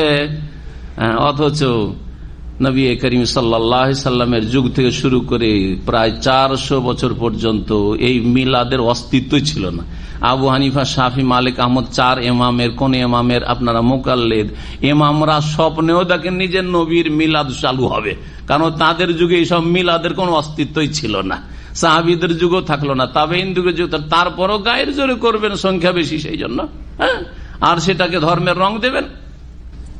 তারা বলেছিল যে ইহুদি হয়ে যাও, খ্রিস্টান হয়ে যাও তাহলে হেদায়েত পাবে। কুল, হে নবী এদেরকে বলে দাও, বল মিল্লাতা ইব্রাহিম হানিফা, বরং ইহুদি খ্রিস্টান হলে হেদায়েত পাওয়া যাবে না, বরং ইব্রাহিম আলাইহিস সালামের আদর্শের অনুসারী হও, একনিষ্ঠ হয়ে শিরক মুক্ত হয়ে ইব্রাহিম আলাইহিস সালামের আদর্শের অনুসারী হও। আর ইব্রাহিম আলাইহিস সালামের আদর্শ কি ছিল? ইসলাম। যেই ইসলামের পূর্ণতা দানের জন্য শেষ নবী মুহাম্মদ রাসূলুল্লাহ সাল্লাল্লাহু আলাইহি সাল্লামকে আল্লাহ পাঠিয়েছেন। নবী করিম সাল্লাল্লাহু আলাইহি সাল্লামের একটি উক্তি রয়েছে এই মর্মে, তিনি বলছেন যে আনা দাওয়াত ইব্রাহিম ওয়া বাশারাত ঈসা ওয়া রুয়া উম্মি, আমি হচ্ছি ইব্রাহিম আলাইহিস সালামের দুয়ার বরকত। ইব্রাহিম সালাম কি দোয়া করেছিলেন? ওয়াবাস ফিহিম রাসূল, আল্লাহ মক্কা নগরীতে আমার বংশ ধরে একটা রসুল পাঠাইও। ইব্রাহিম আলাইহিস সালামের দোয়ার বাস্তবায়ন হলো না? জি। ঈসা আলাইহিস সালাম সুসংবাদ দিয়েছিলেন, ওয়ামুবাশশিরাম বিরাসূলিন ইয়াতি মিন বাদি ইসমুহু আহমদ, আমার পরে এক রসুল আসবেন তার নাম হবে আহমদ, তার সুসংবাদ দিচ্ছি। বলছেন রাসূলুল্লাহ আমি হচ্ছি ঈসা আলাইহিস সালামের সুসংবাদ ভবিষ্যৎবাণীর বাস্তবায়ন। রুয়া উম্মি, আমার মা স্বপ্নে দেখেছিলেন আমি যখন পেটে এসেছিলাম, গর্ভধারণ করেছিলাম আমার আম্মা, যে তার পেট থেকে একটা নূর বেরিয়ে গেল যাতে শাম দেশের রাজ দরবার আলোকিত হয়ে গেল, তার বাস্তবায়ন আমি সেই শেষ রাসূল। তোমরা তাহলে কি হয়ে যাও? ইহুদি হলে হেদায়েত পাবে না, খ্রিস্টান হলে হেদায়েত পাবে না। কুল বাল মিল্লাতা ইব্রাহিম হানিফা, বরং ইব্রাহিম আলাইহিস সালামের আদর্শের অনুসারী হয়ে যাও, যিনি একনিষ্ঠ ছিলেন বা তোমরা একনিষ্ঠ হয়ে। ওমা কানা মিনাল মুশরিকিন, আর তিনি মুশরিক ছিলেন না, মক্কার মুশরিকরা। তাহলে 3 জাতির খণ্ডন হয়ে গেল, 3টি ভ্রান্ত জাতি। ইহুদিও ছিলেন না ইব্রাহিম আলাইহিস সালাম, খ্রিস্টানও ছিলেন না ইব্রাহিম আলাইহিস সালাম, আর মক্কার মুশরিকদের মতো পুত্তলিকও ছিলেন না, দরগা দুর্গায় বিশ্বাস ছিলেন না, বরং দুর্গা আর এইসব প্রতিমা পুতুল ভেঙেছিলেন। আর ভাঙার কারণে তাকে আগুনে নিক্ষেপ করা, এইটাও আল্লাহর পরীক্ষা। তার পরীক্ষার মধ্যে এটা একটা পরীক্ষা, নমরুদের আগুনে নিক্ষেপ করা।